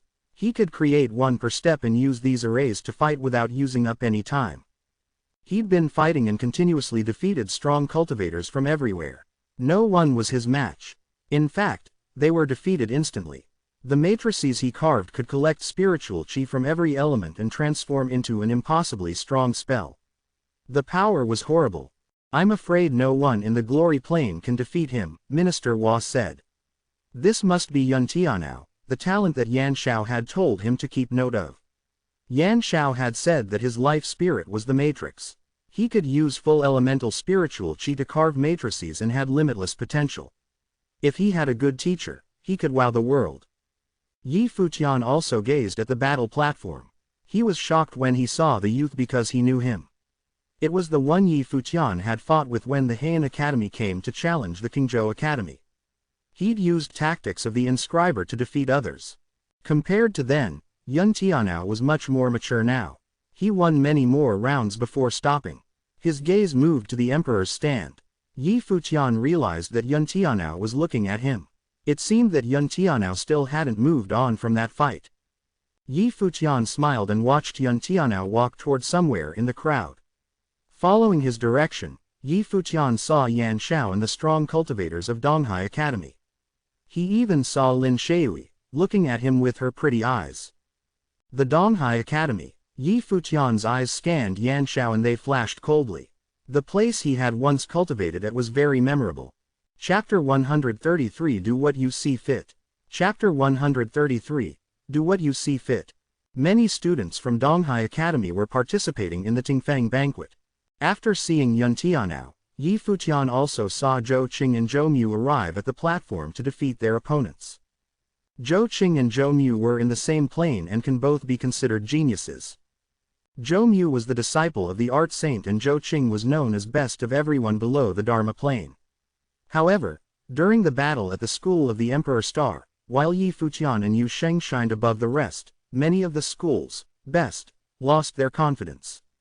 There was even less to be said after the battle at the Nando clan palace on the last day of divine calendar year 10,000. After that day, no one in Donghai City dared to claim to have unparalleled gifts. Time passed little by little. The Tingfang banquet continued battle after battle. So many things happened at once, it was impossible for the audience to take in everything. The four emperors chatted about nothing in particular, but each word from their mouths carried hidden meanings. It was their own secret battle. Yi Futian was looking at the battle platforms, but he was not watching. His heart was elsewhere. Emperor Yi had already sent people to look for Yi Shang, but since he had defied the emperor's order for Yi Futian, it was not safe for him to easily reveal himself. How was Yi Futian going to let Yi Shang know that he was now following under the emperor of the Kangye kingdom? A burst of cheers would come from the audience every once in a while. As the Tingfang banquet proceeded, many cultivators began to stand out from the rest. But Yi Futian did not seem to be interested. Slowly, the first day was coming to an end, but the audience did not seem to have gotten enough. They were still just as enthusiastic as before. At dawn, the sky was turning red.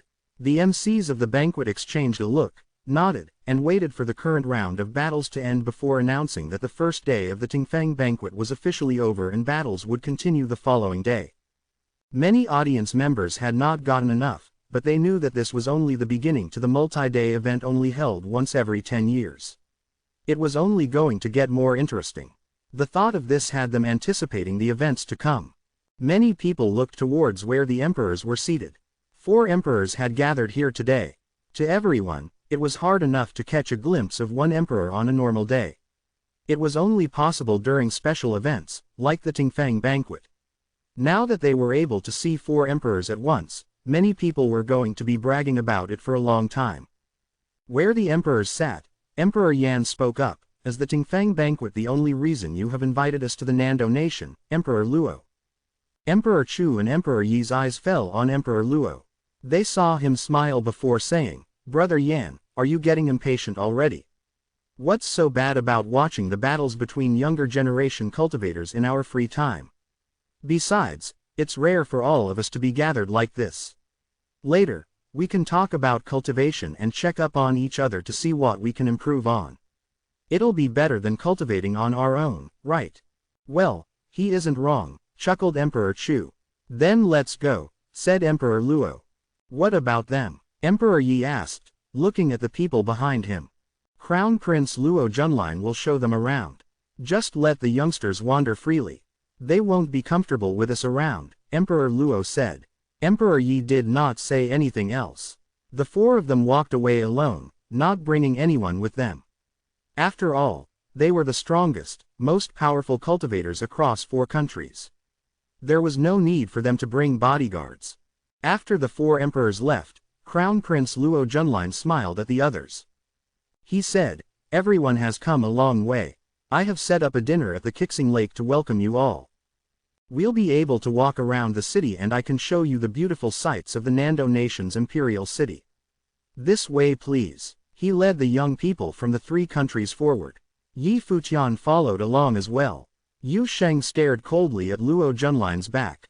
It was after his visit to Donghai Academy that the imperial order was given.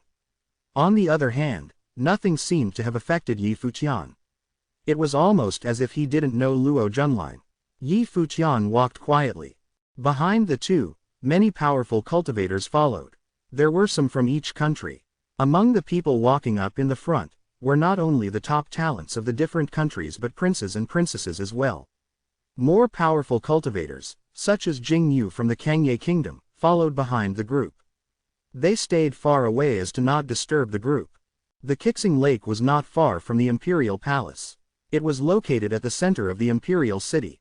Night had come, and the waters of the lake looked extra beautiful in the moonlight. The moonlight reflecting off the surface of the lake made it look like there were many lights floating on the water, providing an indescribable mood. Presently, there were quite a few people visiting the lake. In the Kixing Lake, were 7/8. These islands weren't big and there wasn't much to see. The 7/8 lined up like the Big Dipper. And it was on this strip of small islands that the famous Kixing restaurant was located. On the island at the very center, a feast had already been set up. Many beautiful servants were waiting there. This dinner was obviously prepared far in advance. The venue was set up along 4 sides. The people of the 4 countries sat in their own sections. The Nando nation's crown prince, Luo Junlin, walked over to the main section and said, "Please sit everyone." Yi Futian's group walked over to one of the sides and took their seats. Everyone else in the venue did the same. In the center of the room was an empty space. It seemed to be a stage. A young woman with a veiled face played the guqin. The beautiful, moving sound of the music started and provided an incredible atmosphere under the moonlight. Then, a line of dancers entered, dancing around the young lady playing her instrument. In Kixing Lake, people traveling past the restaurant by boat looked in on this scene. Knowing who these people were, many boats came this way, but no one dared to get too close. They all just watched from afar. It was the first night of the Tingfeng banquet. Crown Prince Luo Junlin had set up a feast to welcome the cultivators of the 3 neighboring countries. The onlookers were secretly anticipating for something to happen. Everyone has traveled from far away. Please forgive me if something is not to your liking. I do apologize for not being a good host, said Luo Junlin. Beautiful people, beautiful view, and this moving music. There is nothing not to our liking, said the extravagantly dressed young man from the Yunshu nation. And he wasn't saying so, brown-nosed the crown prince. This setting was truly perfect. Whether it be music or beauties, there are better among our guests from the Kangye kingdom, chuckled Luo Junlin. Many people turned their attention over to look at the 3 beauties from the Kangye kingdom, Lin Yuyao, Hua Juxin, and Yi Lingxi. They were all beautiful, especially Lin Yuyao. Her looks were too outstanding. Many people had taken notice of her very early on. There were also females amongst the cultivators from the Yunshu nation and the Yan kingdom, but their appearance could not hold a candle to the 3 Kangye beauties. In the past, the one piece you played for me at Donghai Academy is still fresh in my mind. The world, Luo Junlin smiled and then turned to look in Yi Futian's direction. Yi Futian put down the wine glass in his hand and lifted his head to look at the crown prince.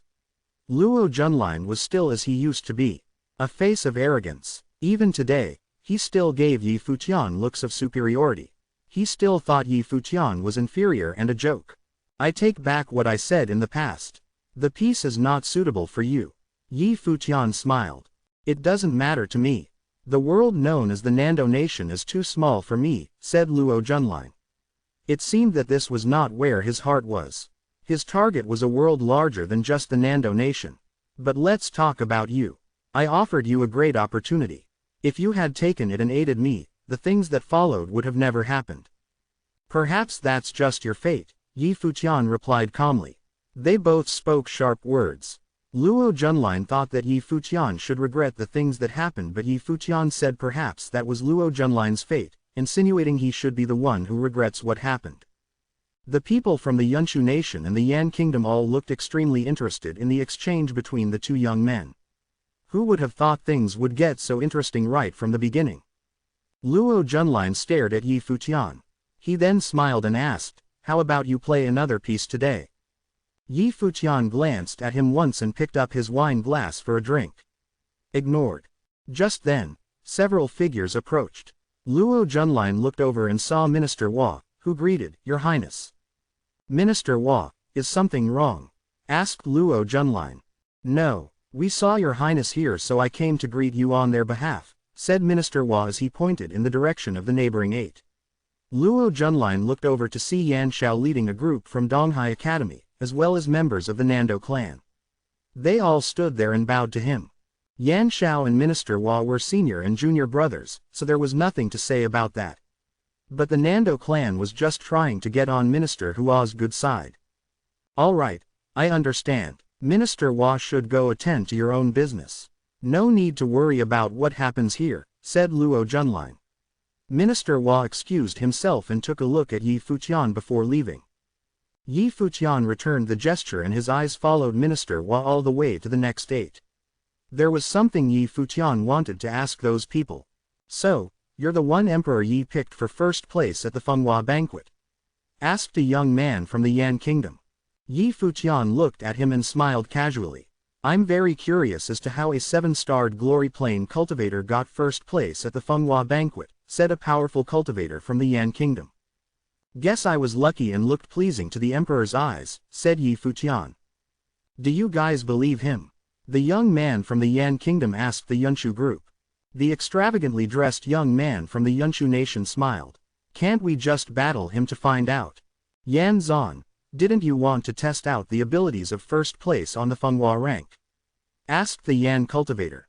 Yan Zan stood up. Luo Junlin waved his hands and the dancers stepped down. I am also a 7-starred glory plane cultivator, said Yan Zan. He stood there, his large body exuding an invisible force, staring at Yi Futian. I have stuff to do, so count me out, Yi Futian said. He put down his wine glass and stood up. He stepped out, away from his table, but he did not walk towards Yan Zan. Instead, he headed out of the dinner venue. What do you mean by this? A person from the Yan kingdom asked. Not interested. Yi Futian did not turn back to answer. Is this how bad Emperor Yi's judgment is? Yan Zan asked. Yi Danshan and Yi Lingxi were enraged. How dare he question their father's judgment? Yi Futian did not stop, he continued on his way out. It was as if nothing here had anything to do with him. Many people narrowed their eyes at his silhouette. Was he hiding from battle or did he feel he was too good to battle? He was first place on the Fenghua ranks, so there should be no need for him to hide from battle. But to say he felt that he was too good to battle, wouldn't that make him really conceited? Yu Sheng. From far away, Yi Futian called out. Do what you see fit. Okay, Yu Sheng replied. Chapter 134 Can't Live for Long. Chapter 134, Can't Live for Long. Yu Sheng walked out from the Kangye Kingdom group. Everyone instantly looked away from Yi Futian. Yan Zan from the Yan Kingdom was very burly and filled with explosive strength, but when Yu Sheng walked out, Yan Zan seemed to shrink instantly. His presence was overshadowed. Many people were shocked. Were these two blokes going to fight? Emperor Yi is a nice person with a nice eye to match, Yu Sheng said, looking at Yan Zan. Yan Zan looked at this guy and smirked. There was a crack. He'd made a sound when clenching his fist, so it was obvious how strong he was. There was a low roar. A terrifying demon ox appeared on Yan Zan. It was enormous, and his life spirit appeared behind him. It was a huge black ox. Yan Zan was confident, but he wouldn't underestimate his opponent. Where's your life spirit? He asked. For you. Yu Sheng scanned Yan Zan. He hadn't released his life spirit for anyone yet, let alone Yan Zan, who was on the same plane. Feeling the disdain in the word, Yan Zan stepped forward. The entire 8 seemed to tremble. Everyone felt something like a herd of demon oxen stampeding. Pound, pound, pound. The earth shook. Everyone's wine glasses trembled violently. The powerful aura shocked everyone. This level of strength made one think that even if there was a mountain before him, he could still smash through it. Yu Sheng stood there without moving. Then a gust of wild aura erupted from his body. He saw Yan Zan advance and punch. It felt like a herd of demon oxen crashing into his body. Yu Sheng stepped forward. There was a loud boom and then he punched forward too. There was nothing frivolous. Their strengths collided directly because they could feel that they were the same type of person. Boom. With the crash, there was no more suspense. Yu Sheng's fist smashed into Yan Zan and crushed in his chest. The next instant, everyone saw Yan Zan's burly body fly back, crashing into the crowd of people from the Yan Kingdom. Yu Sheng took a step. He crossed the space and grabbed Yan Zan back. Hooking onto his chest, he raised Yan Zan up with one hand. Everyone who saw this was shocked. His power was on another level. Don't overestimate yourself. You're all nothing. Yu Sheng scanned the Yan Kingdom's group and then hurled Yan Zan into them. Yan Zan flew and crashed into the banquet table. Some powerful cultivators tried to catch him and they all toppled over together. They were a bit dumbfounded. They were familiar with Yan Zan's power, but he'd been defeated so badly now. It was humiliating. They could sense the 7-star glory plane aura from Yu Sheng. This was a battle of the same plane. Too weak, Yu Sheng said, a bit disappointed. Then he returned to his spot. The strong cultivators of the Yan Kingdom had dark expressions. It was the first time someone mocked Yan Zhan for being weak, but they couldn't say anything back. The people of the Kangye kingdom didn't find anything strange. They'd witnessed Yu Sheng's strength at the Fenghua banquet. Even people of the Dharma rank had to avoid him, let alone someone in the same plane. He could shake the Dharma but couldn't fly, and this was all done without releasing his life spirit. They didn't believe that someone as crazy as Yu Sheng wouldn't have a life spirit. He was just hiding his true abilities. As for Yi Futian, he didn't look back once he left. No matter if it was the Yan kingdom or the Yunshu nation, no one on the same plane could beat Yu Sheng. It was impossible. On another 8, Yi Futian walked toward the table in the front. The people there were chatting happily. The atmosphere was much merrier than the strong cultivators of the 4 nations. After all, this group was different. Everyone was here to appeal to Minister Hua. However, once Yi Futian approached, the atmosphere froze and silence came. Their gazes fell on Yi Futian. They all knew who he was. They were Minister Hua, some people from Donghai Academy's School of the Emperor Star, and the Nando clan. Not only did they know Yi Futian, but they were enemies. If possible, they would definitely want to wipe Yi Futian out of existence. However, he'd come with the Emperor of the Kangye Kingdom. If he could be killed, Emperor Luo would have done so long ago. It wasn't up to them. Furthermore, the strong cultivators of the Kangye Kingdom were watching them. We haven't seen each other in 1 month. Seniors, you all look great, Yi Futian suddenly said, seeing everyone looking at him. The people all froze. He really had a high tolerance. No, because you're not dead, Minister Hua said straightforwardly without holding back. When Yi Futian escaped, he'd been terrified to report to the emperor. He was given a hard time, despite being the minister of the nation. Oh, I'm sorry, Yi Futian said, smiling. Then he looked toward the Nando clan and Yan Shao's group. Where is Jiu? A Nando clan member suddenly asked. Didn't Minister Hua tell you all? Yi Futian asked curiously. Other people might not know, but Minister Hua should know. He was always by the emperor's side and interacted with the crown prince often. He was an insider. The Nando clan looked to Minister Hua, who looked back coldly. What? You still care about that genius descendant of yours? Minister Hua, of course not. We wish she could be arrested immediately, the Nando clan member quickly said. Arrested? Hua Jiu is in the Kangye Kingdom's palace now, given the title of princess by Emperor Yi, Minister Hua said. The Nando clan's expressions changed fascinatingly. Hua Jiu had become a princess of the Kangye Kingdom. 1 month ago, the emperor had sent the decree to the Nando clan, and they wished Hua Jiu would enter the palace as the crown princess. However, Hua Jiu was in love with Yi Futian and escaped with him. To the Nando clan, Hua Jiu was obsessed with an immature relationship. But 1 short month later, Hua Jiu had become the princess of Kangye instead of the crown princess of Nando. The Nando clan's position in the Nando nation had become even more awkward. They were still jittery and timid to this day. How they felt went without saying. You're not here to chat, right? Minister Hua asked coldly. Yi Futian obviously wasn't here to chat. He studied Minister Hua and asked, where is my grandmaster buried? Minister Hua looked at Yi Futian in shock. He didn't expect Yi Futian to come to ask him about a dead man. I guess my senior didn't waste his life in exchange for yours, Minister Hua said indifferently. He glanced at Yan Shao. This task had been given to him. There's no need for you to know, Yan Shao answered coldly. Yi Futian looked at him and then said, Grandmaster liked the school of the Emperor Star. He said that that's his home even after death. He should be buried there. Blasphemy, Yan Shao said coldly. The school of the Emperor Star wasn't a cemetery. It's okay even if you didn't do it. I'll settle the score for Grandmaster later and let him return to the school of the Emperor Star. If I can't find him, I'll just have to let the school of the Emperor Star accompany him, Yi Futian said. With that, he turned and left. Yan Shao stared at his back, extreme murderous intent in his eyes. He just wanted to kill Yi Futian then and there. Yi Futian knew this because the feeling was mutual. However, they couldn't kill each other now. Wait, a voice suddenly said. Yi Futian stopped and turned to see someone looking at him. It was Yun Tianao.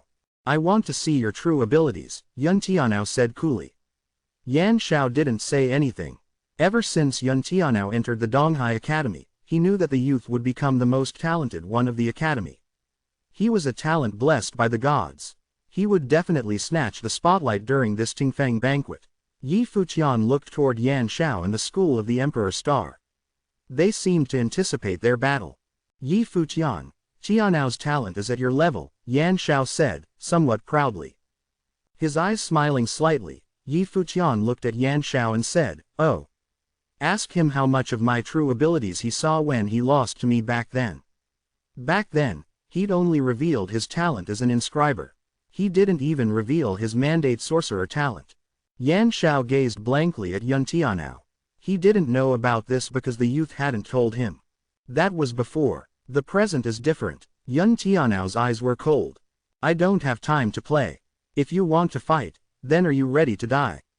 Yi Futian asked coldly. Yun Tianao's eyes sharpened. The strong cultivators of the school of the Emperor Star glared at Yi Futian as well. He was way too arrogant. "Seems like you're not as confident as you thought." Yi Futian smirked and turned to leave. Countless eyes watched his receding figure, their eyes frigid. Yun Tianao clenched his fists tightly.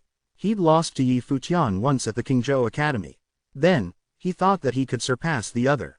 When he came to Donghai City, he realized that Yi Futian's name was known throughout the city. He had twin life spirits and was full elemental. Though Yun Tianao was proud, he wasn't completely confident. "Don't mind him. He won't live for long," Minister Hua said, raising his wine. Yan Shao and the others looked at him and nodded lightly. However, they knew that if an emperor wanted to protect Yi Futian, it would be difficult to kill him. Even if he was outside like today, there were many powerful figures protecting him. A sneak attack was difficult. Chapter 135 Indifferent. Chapter 135, Indifferent. Yi Futian returned to the venue. The people from the Yunshu nation and the Yan kingdom were all looking at him. They had wanted to test out the abilities of the Fenghua rank's first place. However, Yi Futian did not want to. It was Yu Sheng who stepped out and threw a punch. This made it clear to them. Yi Futian was not hiding from battle. He thought he was too good for a battle. Yu Sheng and Yi Futian were on the same plane, but in first place was Yi Futian, not Yu Sheng. If Yan Zhan was defeated by Yu Sheng, what level was Yi Futian on? It was safe to say that it would be difficult for anyone in the seven-starred glory plane to win against him. At today's event, the Emperor of the Yan Kingdom said boring events like the Fenghua banquet could not help pick out truly brilliant people. But that doesn't seem to be true. What just happened is a perfect example. Do the others from the Yan Kingdom want to give it a try?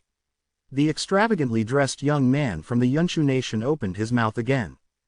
"Well, of course. Not only that, we also want to know how strong Chu Quangren of the Yunshu nation is," said a young man from the Yan Kingdom, looking at the person who had just spoken. The young man was Yan Qi, and the extravagantly dressed young man he was speaking to was Chu Quangren. "Even back in the Yunshu nation, I have heard of Yan Qi's knives. In the second-level Dharma plane, Yan Qi's knives were able to execute a person in the fourth-level Dharma plane. He even became the godson of Emperor Yan, and was given the family name, Yan," said Chu Quangren with a smile. The two young men were attacking each other with their words. Chu Quangren and Yan Qi were both the leaders of the young cultivators from their respective countries.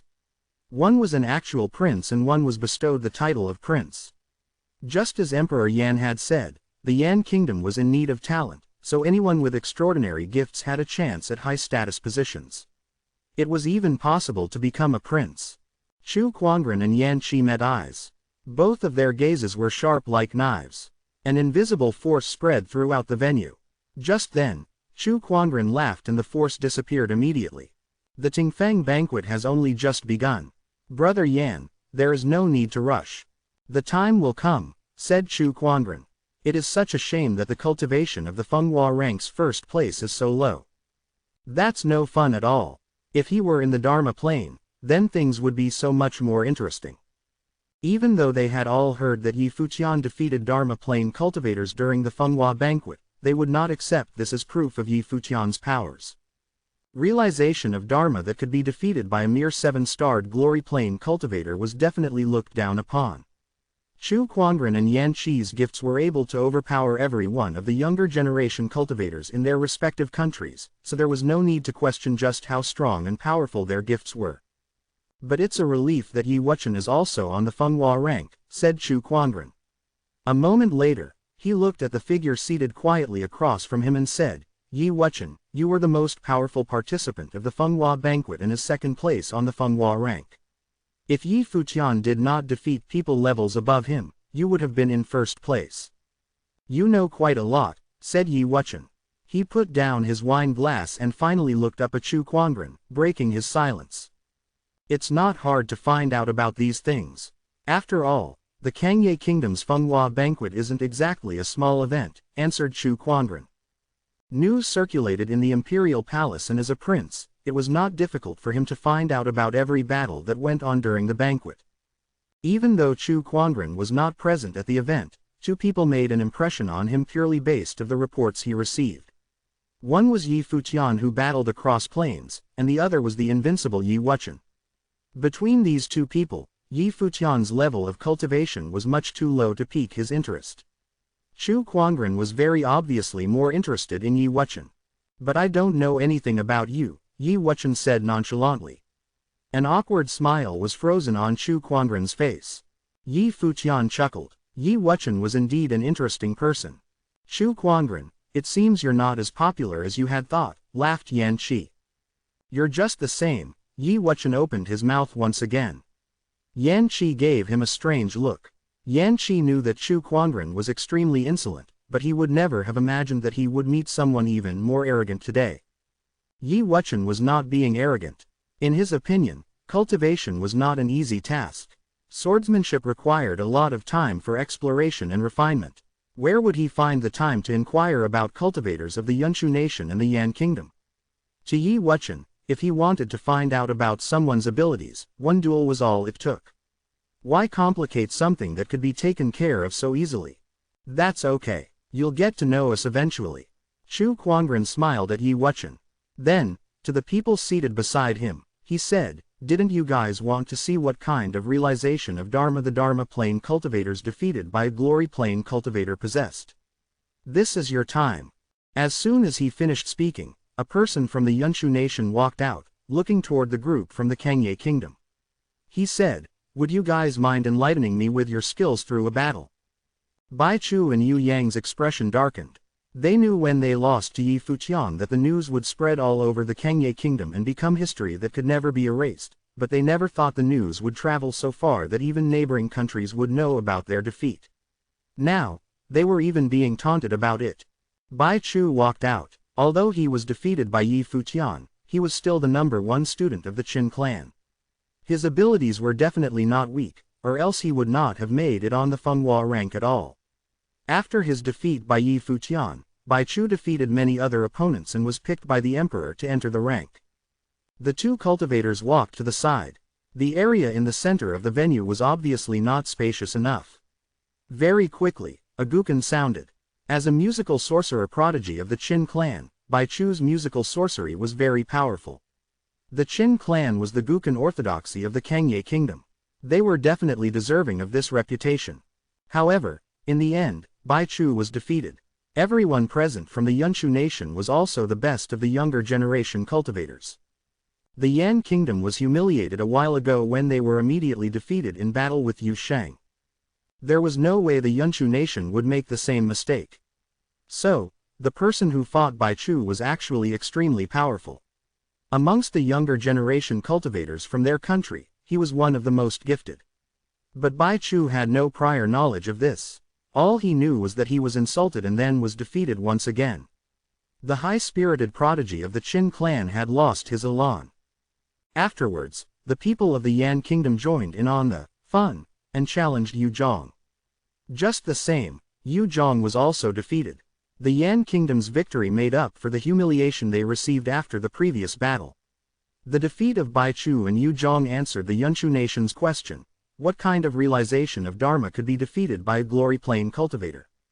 By the looks of it, it's not as difficult as we thought to rank first on the Fenghua rank. Chu Quanren laughed and looked at Yi Futian. Prince Yi Danchen, Princess Yi Lingxi, and others looked to Yi Futian. They couldn't just sit and swallow the insults.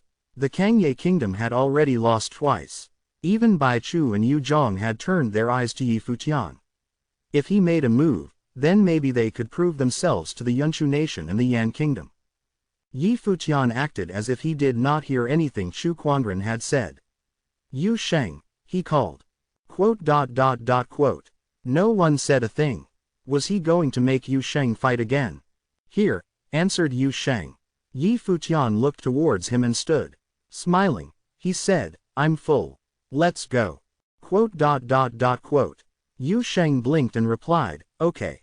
Just like that, the two of them disregarded everyone at the venue and walked out. The people of the Yunshu nation and the Yan kingdom watched them, dumbfounded. How can they be so arrogant and disrespectful? Chu Quanren was very arrogant, as was Yan Qi. Yi Wuchen did not lose to them in this department either, but there was no one like Yi Futian. He did not say anything insulting, nor was he presumptuous or sarcastic, he simply ignored your existence. Wine glass in hand, Luo Junlin stared at Yi Futian's back. It was impossible to hide the intent to kill in his eyes. Twin spirits and gifts in all elements, Yi Futian was freakishly talented, but these talents still needed time to mature. Luo Junlin was not going to give him the chance to do so. I'm also full, said Yi Wuchen and rose from his seat. If so, then we will take our leave now, Yi Danshan said to Luo Junlin. The group from the Kangye kingdom stood one by one and exited the venue. Everyone from the Yunshu nation and the Yan kingdom watched coldly as they departed. Powerful cultivators from our three countries have gathered for the Tingfeng banquet. By the end of this event, we will know who's the strongest, Chu Quanren said with a cold demeanor. Following that, he continued to drink. He had no intentions of leaving. Luo Junlin heard what he had said and smiled meaningfully. He had other thoughts in mind. As Yi Futian and the others walked further away from the venue, Lin Yuyao chased after him and arrived by his side. Do you really not care? She asked as she stared at Yi Futian. She was getting more and more curious about this guy. Yi Futian looked over at Lin Yuyao. She was indeed the Kangye kingdom's #1 beauty. Even though she could not compare to Hua Jieyu, Lin Yuyao was still captivatingly beautiful up close. Why don't you take a guess? Yi Futian chuckled. I'm very curious as to what goes on in that head of yours. Lin Yuyao gave him a beautiful smile. She continued, why don't you just tell me? Seeing her enchanting smile, Yi Futian smiled. Your beauty has no effect me. After all, your looks cannot compare to my fox. Quote. Lin Yuyao slowed down and looked dumbfounded as Yi Futian walked past her. She glared at him. Passing by, Bai Chu and others saw the anger in her eyes. They felt a twinge of jealousy in their hearts. Was this the same cold and indifferent girl? Between her and Yi Futian, who was more indifferent? The group headed back to the palace and split up. Upon arriving at the palace, Yi Futian saw a familiar silhouette waiting outside. When she saw Yi Futian, she headed for him with sparkling eyes. You're back, she said loudly. Yi Futian walked toward the smiling girl. The people behind Yi Futian gave strange looks when they saw the beautiful girl. They remembered when they had arrived at the palace yesterday, a beautiful had come by. What's more, she was the princess of the Nando nation. Tonight was their second night, and yet another beautiful girl had come for Yi Futian. Had he really escaped to the Kangye kingdom from the Nando nation as a fugitive? Lin Yuyao looked at the two figures and was speechless. Isn't his luck with women too ridiculously good? Yi Danshan, on the other hand, looked at Yi Futian with worship in his eyes. Impressive, he muttered. Everyone returned to within the palace. Only Yu Sheng remained, waiting for Yi Futian on the side. Lin Shui, didn't you come with the people from Donghai Academy? What are you doing here? Yi Futian asked. In the day, he saw her amongst the Donghai Academy crowd. His guess was that Lin Shui was cultivating at Donghai Academy. Chapter 136 Much Better Behaved. Chapter 136, Much Better Behaved. Lin Shui's pretty eyes focused on Yi Futian. From the close distance, she could see that he'd matured a lot since their first meeting on the ship in the East Sea. He'd become even more handsome and was no longer the youth from before. Yes, I'm cultivating at Donghai Academy. You aren't mad, are you? Lin Shui asked with a smile. Why would I be mad? Yi Futian shook his head. He wasn't that close-minded. He would remember the people from the school of the Emperor Star, but the conflict had nothing to do with Donghai Academy, let alone a regular disciple from that academy. You still didn't tell me why you're here. Is there something wrong? Yi Futian asked. Can't I come to see a friend? Lin Shui smiled gently. Seeing her like that, Yi Futian smiled and nodded. Of course. There's nothing much, Lin Shui said. I just saw you at the Tingfeng banquet and wanted to come see you. I was worried for you after what happened at Donghai City. I can't believe you found your place in the Kangye Kingdom so quickly and are even appreciated by the Emperor. I worried for nothing. She was natural and poised. Thanks, Yi Futian said, chuckling. Did you hear about Yi Shang, headmaster of the School of the Finance Star, in Donghai City? Lin Shui smiled. Don't worry, Senior Yi should be fine. I asked my father about him. He was hurt after helping you delay the strong cultivators that day but retreated safely. He wasn't Minister Hua's main target and there wasn't any news afterwards, so I'm sure he's fine. Yi Futian was reassured. He knew the old fox wouldn't run into trouble so easily. All right, I said hi to you and now I'm leaving. Lin Shui gave a small smile. Yi Futian nodded. Go back safely. Okay. Lin Shui nodded lightly and turned to leave. Yi Futian watched her receding backside and then walked toward the pavilion. Yu Sheng walked beside him and muttered, How many girls are you gonna ruin? It's not my fault I'm attractive. Yi Futian laughed and glanced at his friend with a smug expression as if saying, Do you see the difference between us? Yu Sheng rolled his eyes and strode off. He didn't want to give Yi Futian the chance to be cocky. Yi Futian blinked and stared at Yu Sheng's back. This wasn't right. Shouldn't he be the one to walk away proudly? You've turned bad, Yi Futian muttered. When he returned to the courtyard, he practiced the Gukan to raise his spiritual power rather than rest.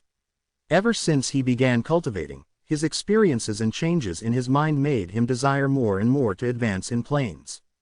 Back in Qingzhou City, his godfather's expectations for him to become emperor had seemed like a fantasy. Now, he was truly working toward it. Time passed bit by bit. Late at night, Yi Futian was still playing. Many emotions seemed to be hidden in the song. Returning to the Nando nation, his home country, this time, his identity had changed. He had come with Emperor Yi to attend the banquet. Everything was like a dream. As the music streamed into the silent air, there was a violent surge of spiritual qi in the air. They rushed into Yi Futian's body but he didn't seem to feel anything. He continued playing and the melody gradually rose from the low tone. There was a feeling of throwing the past behind. The spiritual qi grew more furious, dancing with the song. This persisted for a long while.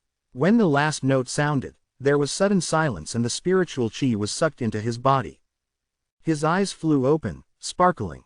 Then Yi Futian smiled. He'd had a breakthrough and entered the 8-star glory plane. After the breakthrough, he still didn't rest and continued to cultivate his martial arts. The strengthening of his spiritual energy could raise his tenacity and was also helpful in cultivating martial arts. Wind came from his punches. Yi Futian activated the imperial tactics and the blood inside him seemed to rumble. He seemed to have the emperor's intent. After the spiritual energy breakthrough, his martial arts cultivation was smoother too. His body was constantly changing. When the first sliver of light appeared at the horizon, shining onto Yi Futian, he raised his head and roared. He punched forward and there was an explosion. The air seemed to tremble. An incomparable power burst from his body. Shadows of dragons and rocks were released from his fist. A terrifying apparition of the ape seemed to appear on him. He was covered entirely with the will of the martial arts. His strength was to the extreme. Martial arts breakthrough. Yi Futian smiled. He had broken through in both sorcery and martial arts in one night. Yi Futian gathered his aura and stopped cultivating. Afterward, he went to wash up and the sky lightened gradually. Today would be the second day of the Tingfeng banquet. Countless people gathered toward the south gate of the palace in the imperial city. Yi Futian traveled with Emperor Yi's group today. On the way there, Emperor Yi called Yi Futian over. Yesterday in the palace, Emperor Luo asked me for you again, Emperor Yi said. Hearing this, Yi Futian was very calm. If Emperor Yi wanted to hand him over, he would have done so long ago. Even if Emperor Yi didn't think highly of him, the two nations were rivals. If Emperor Luo asked him for Yi Futian, he definitely wouldn't agree. How would the world see him then? He knew it was impossible, but he still mentioned it. In addition, I could feel his confidence in his voice. It's as if something will happen at the Tingfeng banquet, Emperor Yi continued. Yi Futian furrowed his brows. Even without him, it was a bit odd that Emperor Luo would invite the emperors of the three nations to watch. Are there possibilities that Emperor Luo forged alliances with Yunshu nation and the Yan kingdom? Yi Futian asked softly. Impossible. Emperor Yi shook his head. The four nations have a profound relationship. There's no reason for them to ally with him. Though they had constant conflicts, the countries still had their bottom lines. The emperors wouldn't take action against each other for no reason unless something truly big caused a war. A war between the emperors was not a trivial matter. Once it went full out, no one could withstand it. Guessing is probably useless. Let's wait and see just how emboldened Emperor Luo is. Emperor Yi smiled and shook his head. The group gradually arrived at the location of the Tingfeng banquet. At the moment, it had already been drowned by the endless crowd. However, when they saw Emperor Yi's group, the people in the sky all opened up a path. Many studied Emperor Yi from the close distance. They didn't know how strong the ruler of the Kangye kingdom was. If the four emperors fought, it would definitely be spectacular, but they knew this was quite impossible. Those girls are so pretty. Someone saw Lin Yuyao and the others behind the emperor. They looked like fairies and many people gasped involuntarily. That's Yi Futian. He's from the East Prefecture of our country, but he betrayed us and went to the Kangye kingdom. I heard he's extremely talented, someone whispered, pointing at Yi Futian. Yesterday, the three emperors had come to watch and many people asked about the people they brought. They'd also heard some news. The people from the Yunshu nation and Yan kingdom had already arrived. When Emperor Yi's group came, Chu Quanren, Yan Qi, and many others gazed at Yi Futian. Yesterday, the number one talent of Kangye's Fenghua rank had stayed away from battle but was still memorable. Emperor Luo had come too. The four emperors were all present and the Tingfeng banquet began again. Yesterday, Junlin invited everyone. Did the prides of all the nations interact with each other? Emperor Luo asked with a smile. The other emperors looked a bit curious. They didn't specifically ask about what happened yesterday. We battled with some from the Fenghua rank, Chu Quanren said. Just as we'd predicted, those in the Dharma rank who can be defeated by the glory plane really aren't much. After all, the Kangye kingdom's Fenghua banquet is once every 3 years. It's already impressive like this. Anyone could tell the arrogance in his calm voice. Bai Chu and Yu Yang's faces darkened again. They cursed him mentally for bringing this up. The Yan kingdom seemed to have lost too, Bai Chu said coldly. All I can say is that the top 3 of the Fenghua rank have some skills, Yan Qi said coolly. Yan Zan had lost to Yu Sheng, who was number 3 of the Fenghua rank. Yi Wuchen is the strongest of the Kangye kingdom's Fenghua rank, but we don't have to rush the duel with him. Let's watch and see what kind of talent can be born from this year's Tingfeng banquet, Chu Quanren said. What about the first place of the Fenghua rank? Emperor Luo asked with a smile. He seemed to not know Yi Futian. Of course, he really didn't know Yi Futian. Their first meeting was at this Tingfeng banquet. The first place of the Fenghua rank. Chu Quanren chuckled dryly. I don't know if he's really arrogant or is just using it as an excuse to avoid fighting and hide something. Chu Quanren hinted that Yi Futian was pretending to be arrogant in order to avoid fighting. If he didn't fight, no one would know what his abilities really were like. He had proved himself at the Fenghua banquet, but only the Kangye kingdom had witnessed that. There were top talents from every nation here. Who would think that they weren't as good as the others? Many gazes fell upon Yi Futian, including Lin Yuyao and Bai Chu. Chu Quanren seemed to have been provoking him since last night. Would he still be unmoving? Yi Futian continued to sit there, gazing at the battles on the 9 battle platforms. He ignored Chu Quanren's provocation. Everyone was speechless. This guy, don't you have anything to say? Chu Quanren asked, looking at Yi Futian. Seeing how insistent he was, Yi Futian finally spared him a glance, just one glance. Then he continued watching the battles, unbothered. Everyone blanched. Were the battles really that interesting? Many followed his gaze and saw that Zhou Mu from Donghai Academy was fighting on the 7-star Glory Plane platform. His name is Zhou Mu. He used to be really arrogant, Yi Futian suddenly said as he watched him. Hearing this, everyone looked back. Yi Futian smiled and continued, he became much better behaved after getting wiped out by a staff. Chapter 137 The Royal Zon Temple. Chapter 137 The Royal Zon Temple. Quote. After Yi Futian had spoken, everyone around could only stare at him wide-eyed and dumbfounded.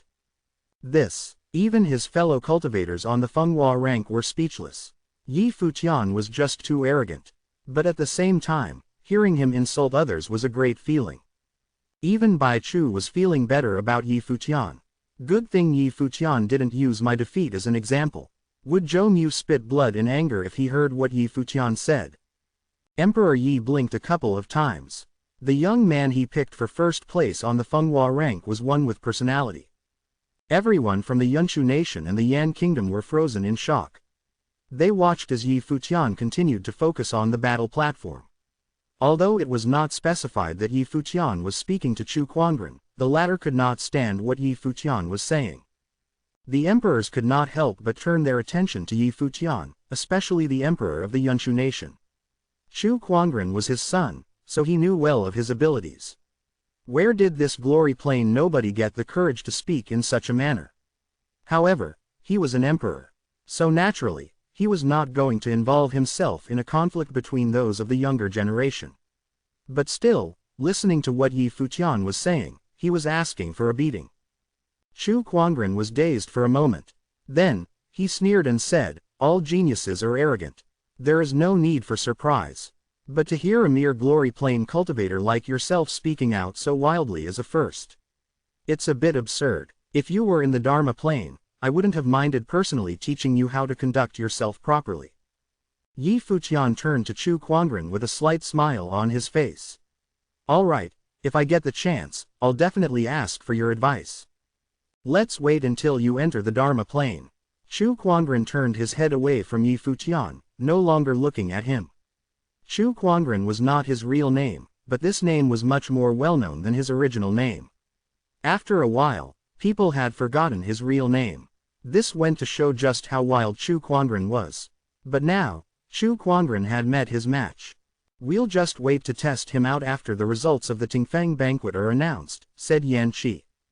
After listening to Yi Futian's words, even he wanted to beat him up.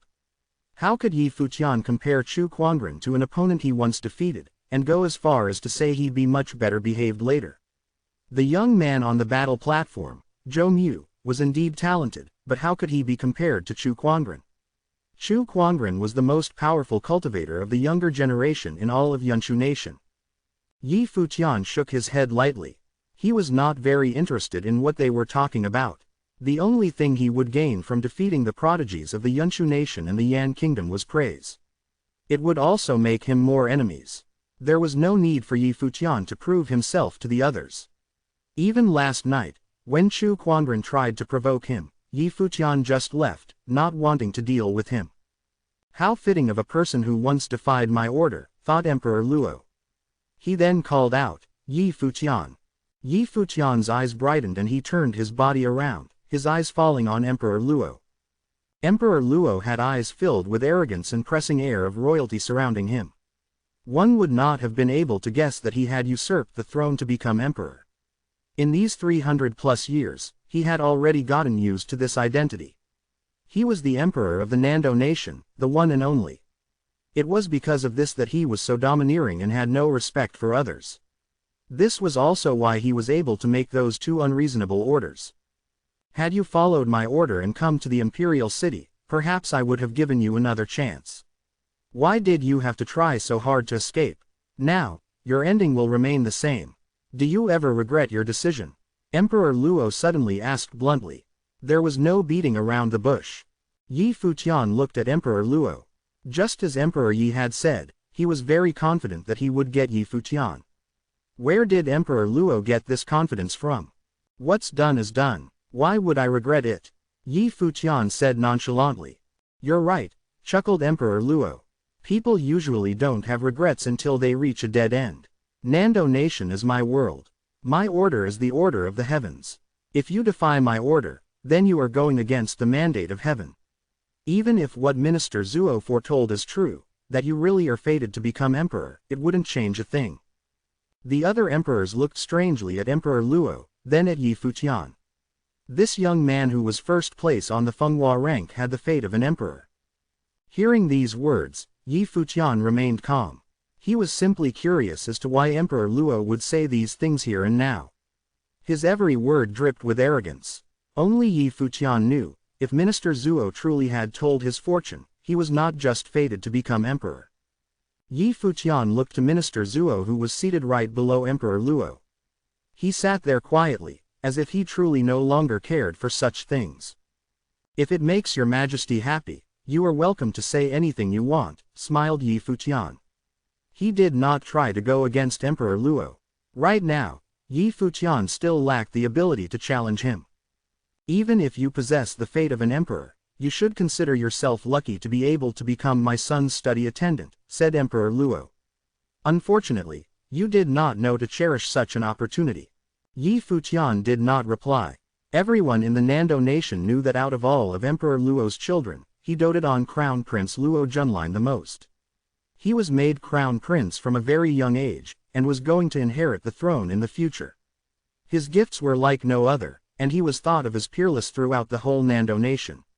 He was truly extraordinary, since he possessed such spectacular gifts. As his father, Emperor Luo had the utmost confidence in Luo Junlin. Crown Prince Luo Junlin was born a couple of years too early. Otherwise, this rascal would have been able to exchange a few moves and learn a thing or two from him, the Emperor of the Yunshu Nation said while looking ahead at Chu Quanren. He also had the same confidence in his own son. "As that's so," laughed Emperor Luo. His words carried a hint of disdain. Emperor Chu did not argue further. The Tingfeng banquet continued. Young cultivators continued to emerge to the audience. Among them were those with extraordinary talents. At noon, it seemed as if no one had left. The atmosphere in the Tingfeng banquet was still roaring despite the hot, beaming sun. Just then, the emperors turned in the direction of the Nando Nation's imperial palace, their expressions strange. There was actually someone who dared to fly in the air above the imperial palace. Especially during the Tingfeng banquet. They truly had no respect for the emperor of the Nando Nation. Emperor Yi and the two other emperors looked toward Emperor Luo. They saw a glimmer in his eyes as he stared toward the imperial palace. It was as if he were anticipating something. Rays of light, strong like the sun's rays, shined in their direction. The light moved closer until it was directly above them.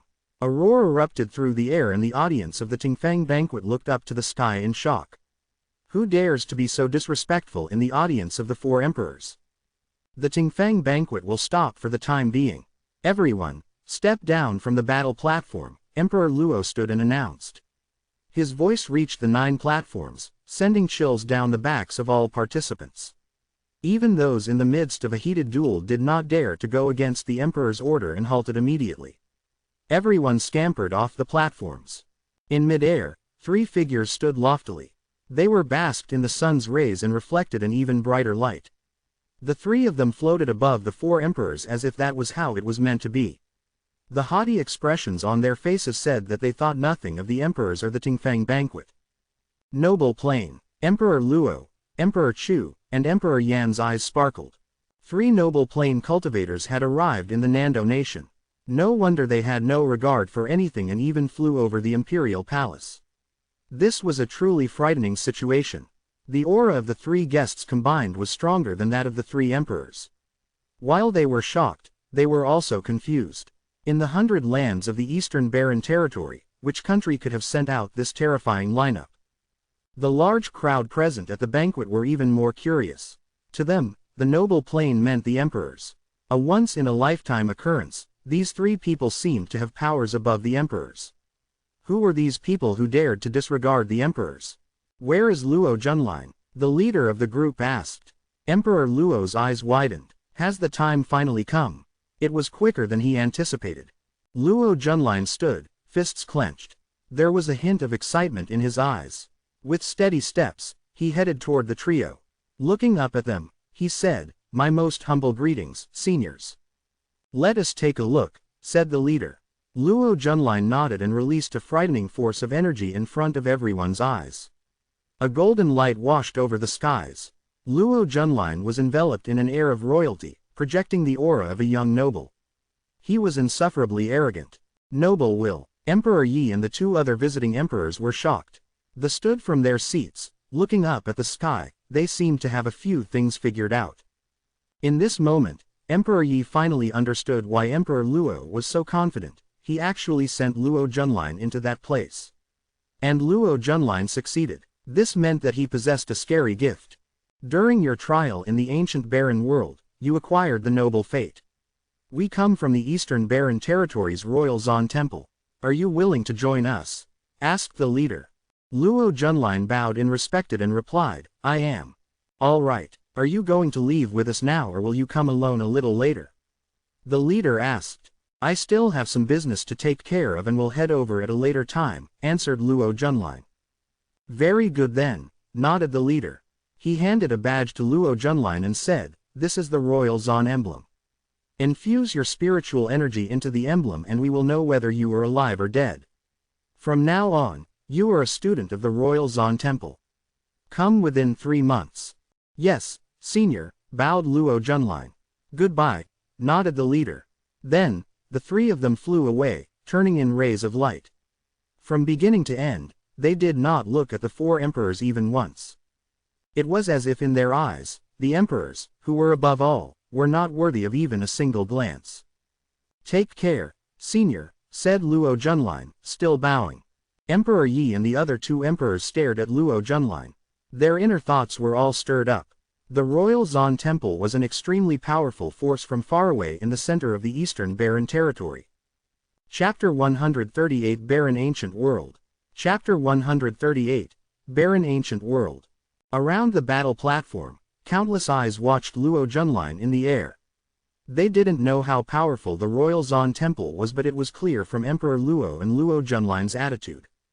The Royal Zon Temple was a force far above the Nando nation. Crown Prince Luo Junlin was favored by the Royal Zon Temple and was accepted as a disciple. He was definitely an unparalleled talent of the Nando nation now. Congratulations, Your Highness, congratulations, Crown Prince. Minister Hua stood up now and bowed to the Emperor and Luo Junlin. Many other Nando nobles also stood up to bow.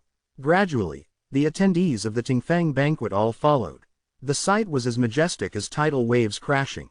Amongst the crowd, the people from the Donghai Academy's school of the Emperor Star and Nando clan were stunned, especially the latter. They knew more about the Eastern Barren Territory and knew what this meant. Their ancestor had died in the barren ancient world. Many of the younger generation looked to the Crown Prince with envy and respect. However, Lin Shui looked at Yi Futian instead. The Crown Prince seemed to have joined the powerful clan from the outside world. Its power was above a kingdom's. Would the brilliant and handsome youth be able to counter him? The emperors of the 3 nations and the other talents watched this scene quietly. The emperors finally realized the true reason why Emperor Luo invited them. Emperor Luo waved at them all. He smiled and said, receiving this news during the Tingfeng banquet is truly a celebratory matter. I will greatly reward the most talented of this year's banquet. Let's continue now. Thank you, Your Majesty. Everyone smiled. The Tingfeng banquet continued.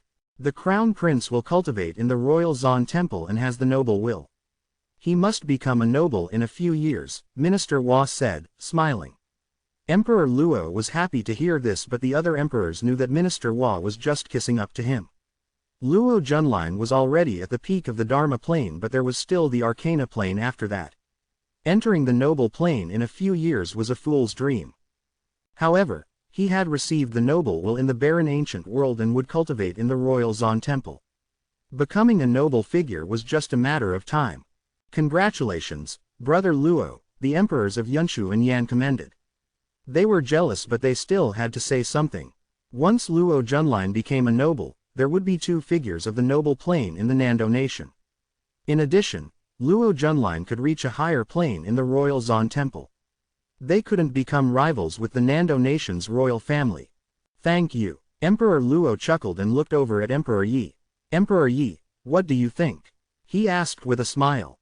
You're quite lucky. Emperor Yi smiled casually. He was thinking that if Yi Futian was also at the pinnacle of the Dharma plane, he would sacrifice his own chance to send Yi Futian into the barren ancient world. He might be able to win an opportunity for the youth. However, Yi Futian's cultivation was too weak. It would be hard to establish himself in the barren ancient world, no matter how talented he was.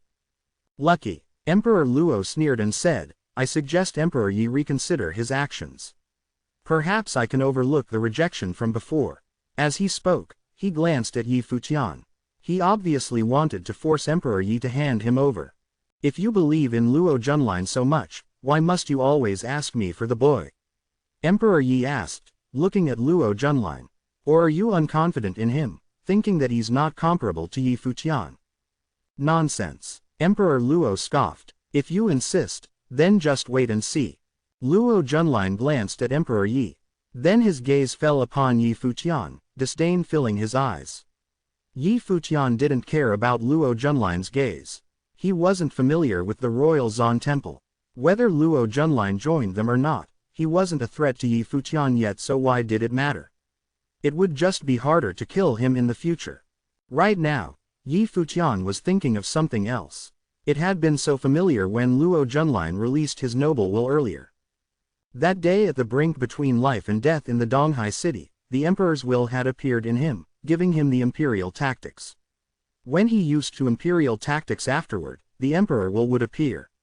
Was this similar to the noble will that Luo Junlin had? Unbelievable, Zuo Qinfen said from beside Yi Futian. The Nando nation will most likely have 2 nobles. There's still a while, Hua Juxin said softly. Better to be safe than sorry. If that day really comes, Kangye will be in trouble. Zuo Qinfen glanced at Yi Futian and asked, don't you all have any thoughts? No one replied, but many looked at Yi Futian. All they received was Yu Sheng's indifferent reply. It's just in the future. At that time, wouldn't we have improved as well? You think someone like you can be a genius? Presumptuous, Zuo Qinfen replied coldly. Don't you know what the noble will signifies? It's just a plane in cultivation. Is it very powerful? Yu Sheng stared at him. The people of the Fenghua rank all looked at him and saw that there was no fear in his eyes. They seemed to become reacquainted with Yu Sheng through this. Was the noble plane just another plane for this guy? To many, a noble represented the emperor, an unmatchable talent. Zuo Qinfen studied Yu Sheng and then laughed. He was foolishly arrogant. Emperor Yi was attracted by their argument. He gazed at Yu Sheng's unrelenting eyes and chuckled. Yu Sheng is right. The noble plane is just another plane in cultivation. You are all on the Fenghua rank. Don't you have the intention of entering the noble plane? Seeing that Emperor Yi was speaking up for Yu Sheng, Zuo Qinfen had no way of replying. Though Emperor Yi wasn't wrong, Zuo Qinfen knew that it wasn't that easy to enter the noble plane. Not only did it require high talent, one also needed the noble fate and noble will. This was impossible for the majority of people. Your Majesty, where did those people come from? What is the barren ancient world? Hua Juxin asked now. Her father hadn't told her about this before.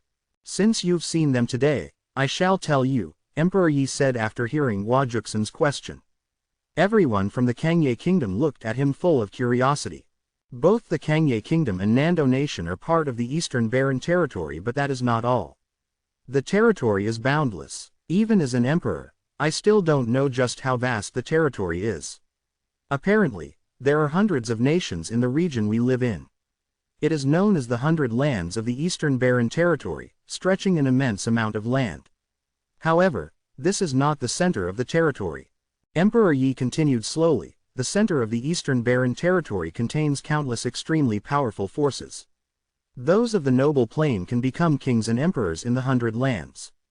However, in the central region, there may be countless nobles in the stronger forces. There are even more top forces. The royal Zan temple that came earlier is a very famous one in the Eastern Barren Territory. Everyone was stunned. The outside world was far larger than they'd imagined. The 100 lands was just a small part of the Eastern Barren Territory. They finally understood the hidden meaning behind Luo Junlin's words yesterday. Is the barren ancient world a secret place for trials? Lin Yuyao asked. No. Emperor Yi shook his head. It's the so-called trial for the people of the 100 Lands. In actuality, the barren ancient world is the true Arupavikara. It is the place of fate and the birthplace of nobles. Since the beginning of history, the people of the 100 Lands must enter the barren ancient world to take the noble fate in order to enter the noble plane. This allows the noble will to be born in one's body for the breakthrough. The fate that goes against destiny has created countless rare objects, even rare demons. Many of the top forces in the Eastern Barren Territory establish clans in the barren ancient world. After countless years, it has become just like the outside world. There are clans and kingdoms with the cityscape. Why have we never heard of this type of place? Lin Yuyao asked softly. The people of the 100 Lands can't enter the barren ancient world freely. Only nobles have the chance. Furthermore, the barren ancient world has an upper and lower realm. The upper realm is known as the noble path for people of the 100 Lands. The lower realm can only be entered by people under the Arcana plane. To us, entering the barren ancient world is very difficult, but Emperor Luo gave his chance to Luo Junline. He brought his son into the lower realm and Luo Junline returned with the fate. Everyone listened earnestly. They had a general idea about the barren ancient world and was a bit shocked. Yi Futian listened quietly too.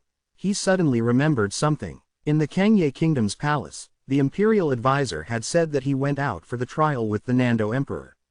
The current Emperor Luo had attacked the Emperor of the Nando nation and stole his fate. Had they gone to the barren ancient world? He had a feeling it was very possible. Emperor Luo had changed his fate in the barren ancient world. Thus, he tried to send his son there to do the same. Now, Luo Junline had succeeded. He entered the barren ancient world and received the noble fate. He was valued highly by the strong cultivators of the Royal Zon Temple and was accepted as a disciple. Other than that, there is another path in the barren ancient world, Emperor Yi said. It leads to all directions in the Eastern Barren Territory. The big clans guard these critical entrances. Cultivate well, and when you all reach the peak of the Dharma plane, I may consider sending you to the barren ancient world. All the top talents and various forces are there. Though I've never been there, I'm sure it's an incredible little world. Emperor Yi chuckled.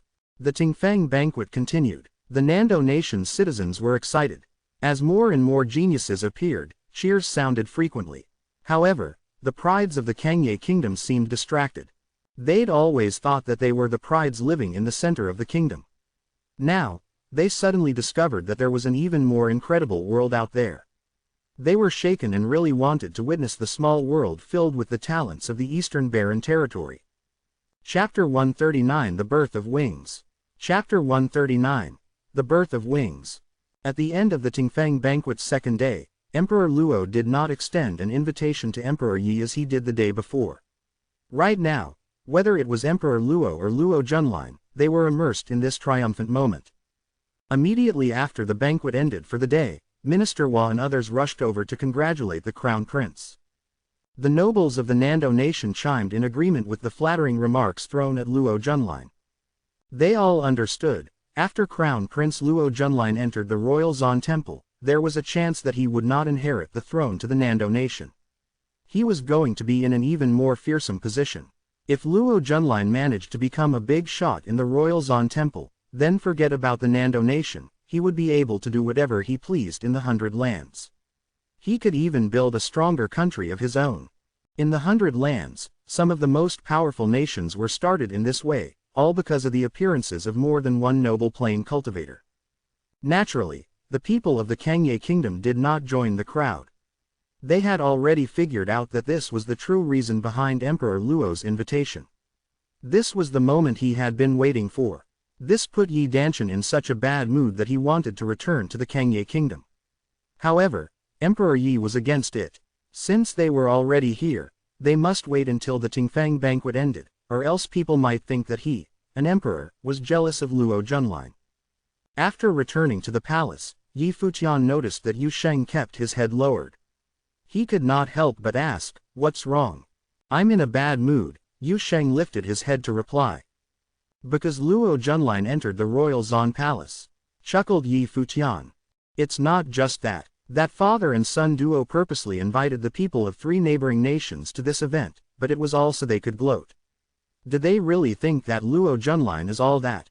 Yu Sheng seemed really pissed off. He's able to enter the royal Zan temple, so he must be gifted. Yi Futian smiled. Who cares about the royal Zan temple? They better not interfere when we kill Luo Junlin in the future. If they do, then we'll just have to get rid of them too, Yu Sheng said in a fit of rage. Sweat dripped down Yi Futian's face. This rascal is only in the glory plane and he's talking about annihilating the top power of the Eastern Barren Territory. Yi Futian thought. When Yu Sheng was angry, he was indeed illogical. Stop thinking about it. Do you want to go cultivate? Let's not attend tomorrow's Tingfeng banquet, Yi Futian said to Yu Sheng. Not go? Asked Yu Sheng. Yeah, don't you think it's really boring? Yi Futian smiled at Yu Sheng. We can just go on the last day, he continued. Yu Sheng's eyes brightened at Yi Futian's words. He seemed to have understood something. He smiled. His mood had been greatly improved. Yi Futian stared at him for a while and then turned to go cultivate. The night passed and the next morning, Yi Lingxi came to get them.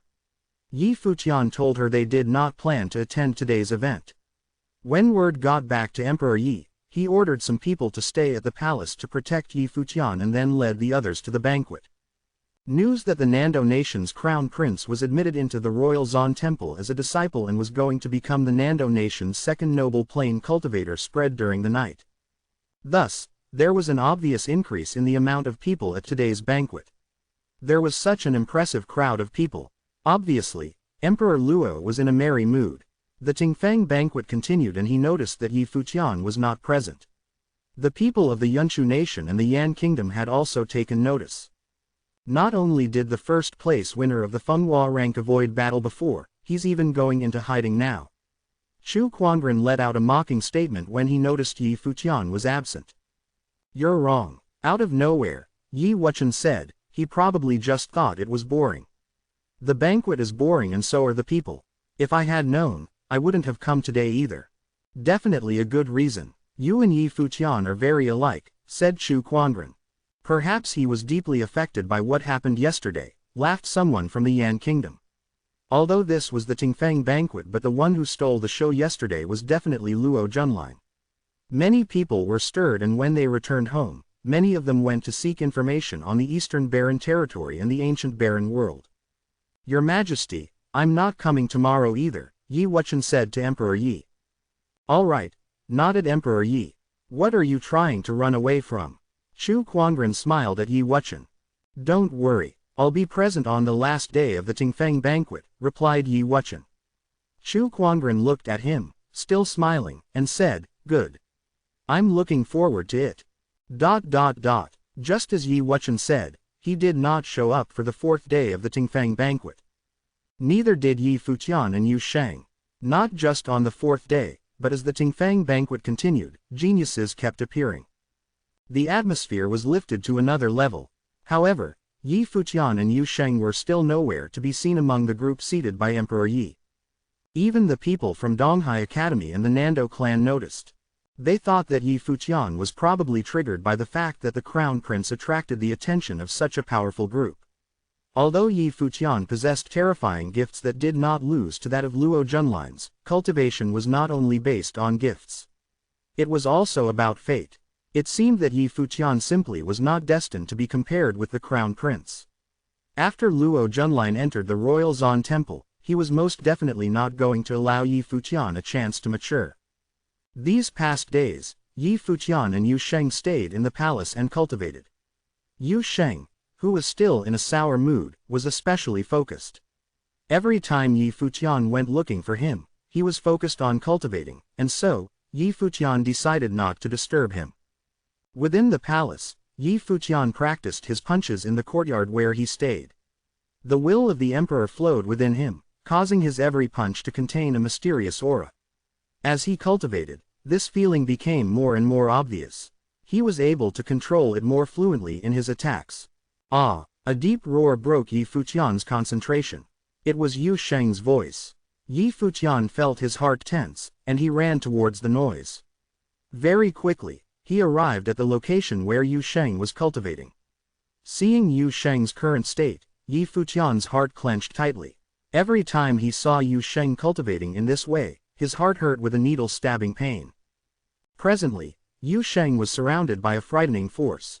A fearsome dim golden light enveloped his being. It was like a giant explosion, burying his whole body in the light. The image of what seemed like a devil overlapped on Yu Sheng's body.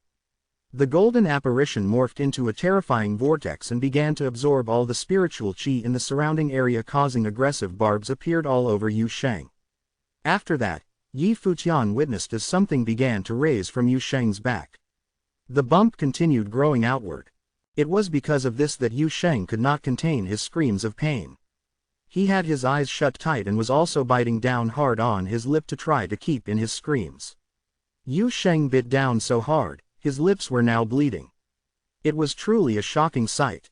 Yi Futian had his fists clenched tightly, so tightly his knuckles cracked in the process. Why did Godfather make Yu Sheng cultivate in this cruel method? The apparition of the devil kept fading in and out, the bump on his back was also still growing. Ah, there was another pitiful scream. He seemed to be in the most extreme pain. Boom! A loud noise and a large gust of wind. Something seemed to have been broken. The protrusion on Yu Sheng's back finally broke, and out came a pair of fearsome wings. The light golden wings glistened. Every feather seemed to have contained inverted thorns. The wings were very large, matching well with Yu Sheng's large body. If Yi Futian's golden rock wings were said to be the wings of God, then Yu Sheng's wings should be the wings of the devil. They were a terrifying sight. Did the realization of Dharma grow from the method you were cultivating?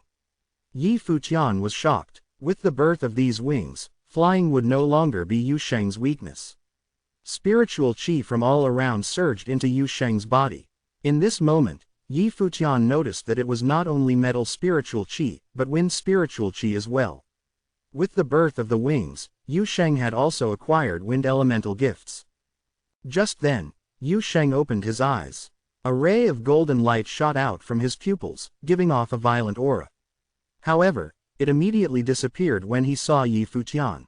The wild force that coursed through his body also started to calm down. Yu Sheng smiled brightly, like a child, at Yi Futian. There was not a single hint of the violent aura from before. Does it hurt? Yi Futian asked softly. It's no big deal. I can still handle it. I'm also in the 8-starred glory plane now, Yu Sheng said, scratching his head. You idiot. No more cultivating for you today. Get some rest. Yi Futian stared at Yu Sheng, not allowing him to reject his words. All right, nodded Yu Sheng. He had leveled up and was in a better mood now. Yi Futian did not say much more and turned to leave. Yu Sheng said it didn't hurt, but Yi Futian's heart still hurt. He knew as long as Yu Sheng continued to cultivate, he was going to have to keep enduring this pain. Behind extreme power was not just extraordinary gifts. There was also pain intolerable to ordinary people. The days passed one by one, and soon, it was close to the end of the Tingfeng banquet. The final competition between the strongest contenders began. The imperial city of the Nando nation was boiling with excitement. The best of the best had finally appeared on the platform in front of the audience. They were ready to show their talents and fight to the end. Yi Futian and Yu Sheng still had no clue about what was happening at the banquet. Sometime in the evening, Emperor Luo led the group from the Kangye kingdom back to the palace. Yi Lingxi arrived at the courtyard where Yi Futian stayed. Yi Futian, shouted a smiling Yi Lingxi. Princess. Yi Futian looked in her direction. Don't call me princess, Lingxi is fine, she chuckled. I came to let you know that tomorrow is the last day of the Tingfeng banquet. It's finally ending, laughed Yi Futian. It had been a while since the Tingfeng banquet began. Father said we might head straight back to the Kangye kingdom tomorrow. Since there's nothing to do tonight, do you want to go for a stroll? The night view of the Nando nation's imperial city is quite nice. We won't get a chance to enjoy it after tonight, said Yi Lingxi. Okay, nodded Yi Futian. He had been cultivating in the palace for the past few days. He was bored to death. It would be perfect to take a stroll in the imperial city. The same went for Yu Sheng. Tomorrow was going to be the final battle of the Tingfeng banquet. The Nando nation's imperial city must be very lively right now. Chapter 140 The Decisive Battle. Chapter 140 The Decisive Battle. Yi Lingxi, Yi Futian, and Yu Sheng walked out of the courtyard. Yi Danshan was waiting outside for them. We also invited Wuchen, Yi Danshan said. That guy has been cultivating in the palace these days. Give him a second. All right, Yi Futian nodded. At this time, two beautiful figures walked by. They were Lin Yuyao and Hua Juxin. Seeing them out there, Lin Yuyao smiled and asked, "What are you doing here?" "We want to have a walk in the imperial palace before leaving," Yi Lingxi replied with a smile. "Would you like to go?" Lin Yuyao glanced at Yi Futian and Yu Sheng. It had been a long time since she last saw them. She nodded and said, "Sure." The two beauties walked to them. Lin Yuyao smiled at Yi Futian, finally coming out. Yes, Yi Futian smiled too. The Tingfang banquet will end tomorrow. The people from Yunshu Nation and Yan Kingdom have said many ugly things these days. Are you going tomorrow? Lin Yuyao asked out of curiosity. Is that so? Yi Futian shrugged and smiled. I didn't expect that I have so many fans. I guess I should go meet them tomorrow. Overconfident, aren't you? Lin Yuyao rolled her eyes. This guy is really shameless. After a while, Yi Wuchen came and they left the palace. Jing Yu followed behind, protecting them secretly. As what Yi Futian and Yi Lingxi had thought before, the imperial city of Nando Nation was very busy this day. The whole city was brightly lit. People thronged restaurants, inns, and streets, talking about talents at the banquet. The most beautiful place of the imperial city was definitely the Kixing Lake. There were many boats nearby. They rented one and floated on the lake. Sitting at the prow, Yi Futian's group felt the breeze blowing their faces comfortably. Yi Futian was reminded of his sweet days with Hua Jiu. They had held hands at the bank of the Qingzhou River and it still felt sweet when he thought of the moment. What a pity that she didn't come. What are you smiling about? Lin Yuyao looked at Yi Futian and asked. Yi Futian looked at Lin Yuyao in astonishment and replied, "Why are you so concerned about me?" Don't think too much. You don't have a chance. Yi Danshan choked on his wine when he heard Yi Futian's words. No chance. How can he refuse the first beauty of Kangye Kingdom in such a way? Shameless guy. Lin Yuyao glared at Yi Futian with some resentment. She had never been rejected like this. She was so popular in Kangye Kingdom. Only Yi Futian was this indifferent to her. Tomorrow comes the final round. Who do you think will eventually dominate the 9 platforms? There was a boat nearby and the people on it were discussing. Shi Lu, 2nd level Dharma Plane, Su Mu, 1st level Dharma Plane, and Yun Tianao who had upgraded to the 8-star Glory Plane in the battle are all extremely strong cultivators while the rest on the platform are also top talents, someone commented. Yi Futian's group heard the comments too. They had never heard of Shi Lu and Su Mu but it was not surprising to know Yun Tianao became a shining star. Since his life spirit could summon spiritual chi of any attribute to form matrices, Yun Tianao was undoubtedly very powerful.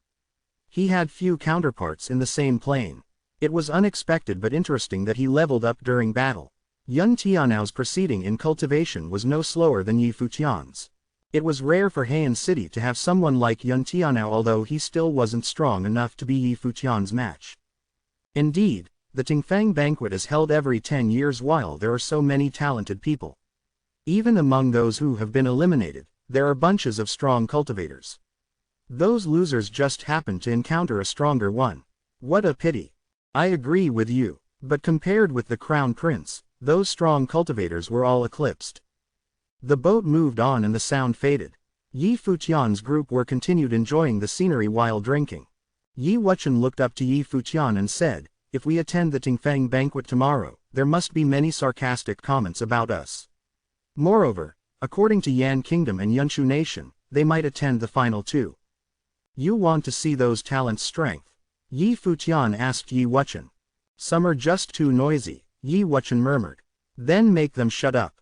Yi Futian smirked. Hearing their conversation, Lin Yuyao and Hua Juxin just thought that the two were really good at pretending to be cool. The boat kept moving forward on the Kixing Lake. People in the boats were all talking about the strong cultivators on the banquet with great interest. There were more boats near the 8. People were all attracted by one of the islands where a banquet was being held. Yi Futian's group looked up and found that was exactly where the Crown Prince had treated them. At this time, Luo Junlin was there again to treat the talents of the Tingfang banquet. Aren't they from the Kangye kingdom? Someone noticed Yi Futian's group. Indeed. Apparently, that girl is the top beauty of the Kangye kingdom. She really is charming. Someone looked at Lin Yuyao and said. 3 beauties were very noticeable, especially beauties like Lin Yuyao, Hua Juxin, and Yi Lingxi. That man is called Yi Futian, who comes from the Donghai city of Nando Nation. After violating His Majesty's will, he went to the Kangye kingdom and is valued by Emperor Yi. He accompanied the emperor to the Tingfang banquet. It's said that he has twin spirits with great talent. He's Yi Futian. With such a handsome face, he must be popular with the girls, someone said. But after the people of the royal Zan temple came and the crown prince shone so radiantly, Yi Futian didn't appear again. Many people on the lake noticed Yi Futian and his friends. They continuously made comments so that even people at the 8 looked over and saw Yi Futian. People, including Crown Prince Luo Junlin, all looked to Yi Futian's boat in the lake. Yi Futian. Among the people on the island, Yun Tianao stood up and walked to the edge of the island, looking toward the boat on the water. His sharp eyes fell on Yi Futian. Yi Futian was drinking with head lowered. Seemingly not hearing Yun Tianao, he didn't respond. Will you come tomorrow? Yun Tianao didn't mind Yi Futian's indifference. Though they had only met a few times, he knew what kind of person Yi Futian was. Yi Futian still didn't answer his question. Yu Sheng stood up, looked to Yun Tianao coldly, and then walked closer to Crown Prince Luo Junlin. At this time, Luo Junlin was drinking too. Beside him sat a sexy beauty. Possibly due to the wine, her face was charming and enchanting. She was the daughter of a rich family in the imperial city. Both her looks and talent was very outstanding. The reason why she would drink with the crown prince at the expense of losing her dignity was that she wished that Luo Junlin could take her with him to the royal Zan temple. The sexy woman looked to the boat and saw Yu Sheng. She chuckled and said, "This man is so muscular he's ugly." Many people laughed with her. Cultivators always had good ears and the woman didn't lower her voice, so people on the boat also heard her words. Yi Futian looked up to the 8 and saw the crown prince as well as the woman beside him. He smiled and said, "Your Highness must be in a pretty good mood with a prostitute accompanying you." The seductive woman's expression changed, instantly feeling embarrassed, but Crown Prince Luo Junlin looked quite calm. These things didn't disturb him anymore. Some people landed on the 8. One looked to the boat and a strong temperament spread toward the boat following his eyes. "It's Shi Lu," someone exclaimed. Shi Lu's talent had been proved at the Tingfang banquet. No one at the second-level Dharma plane could defeat him. Yi Wuchen looked up with eyes sharp as swords. He stood up and walked to the bow. His horrible sword intent turned into a storm to confront Shi Lu's aura. As a fight starting, people around them grew excited. Who was the winner between the genius of the Kangye Kingdom's Fenghua banquet and the peerless talent of the Tingfang banquet? "Let's go back," Yi Futian said. The boat instantly started going against the current. The 2 oars were dispersed. Giant waves were lifted between the 8 and the boat projected. Seeing that the Kangye Kingdom's boat returned, the other side thought they were too scared to fight with the Nando nation's peerless talent since the crown prince was still on the island. This night was doomed to be a sleepless night. It was the day of the decisive battle. Countless people gathered here in the imperial city for the Tingfang banquet. Some people even came at midnight to keep a seat so that they could see the banquet clear in the daytime. Those finalists all came in advance, gathering around the platforms and being admired. People of Yunshu Nation and Yan Kingdom arrived too. So far, they had to admit that after rounds and rounds of battles, those left were great talents, many of which weren't any weaker than them. Emperor Luo arrived as well. Seeing such a grand occasion, he smiled. He was quite satisfied with this year's Tingfang banquet. Moreover, his son, Luo Junlin, was thought highly by the royal Zan temple. Of course he was in a very delighted mood. Even on the last day, some came to congratulate him. This was his second time to feel so happy since he became the emperor.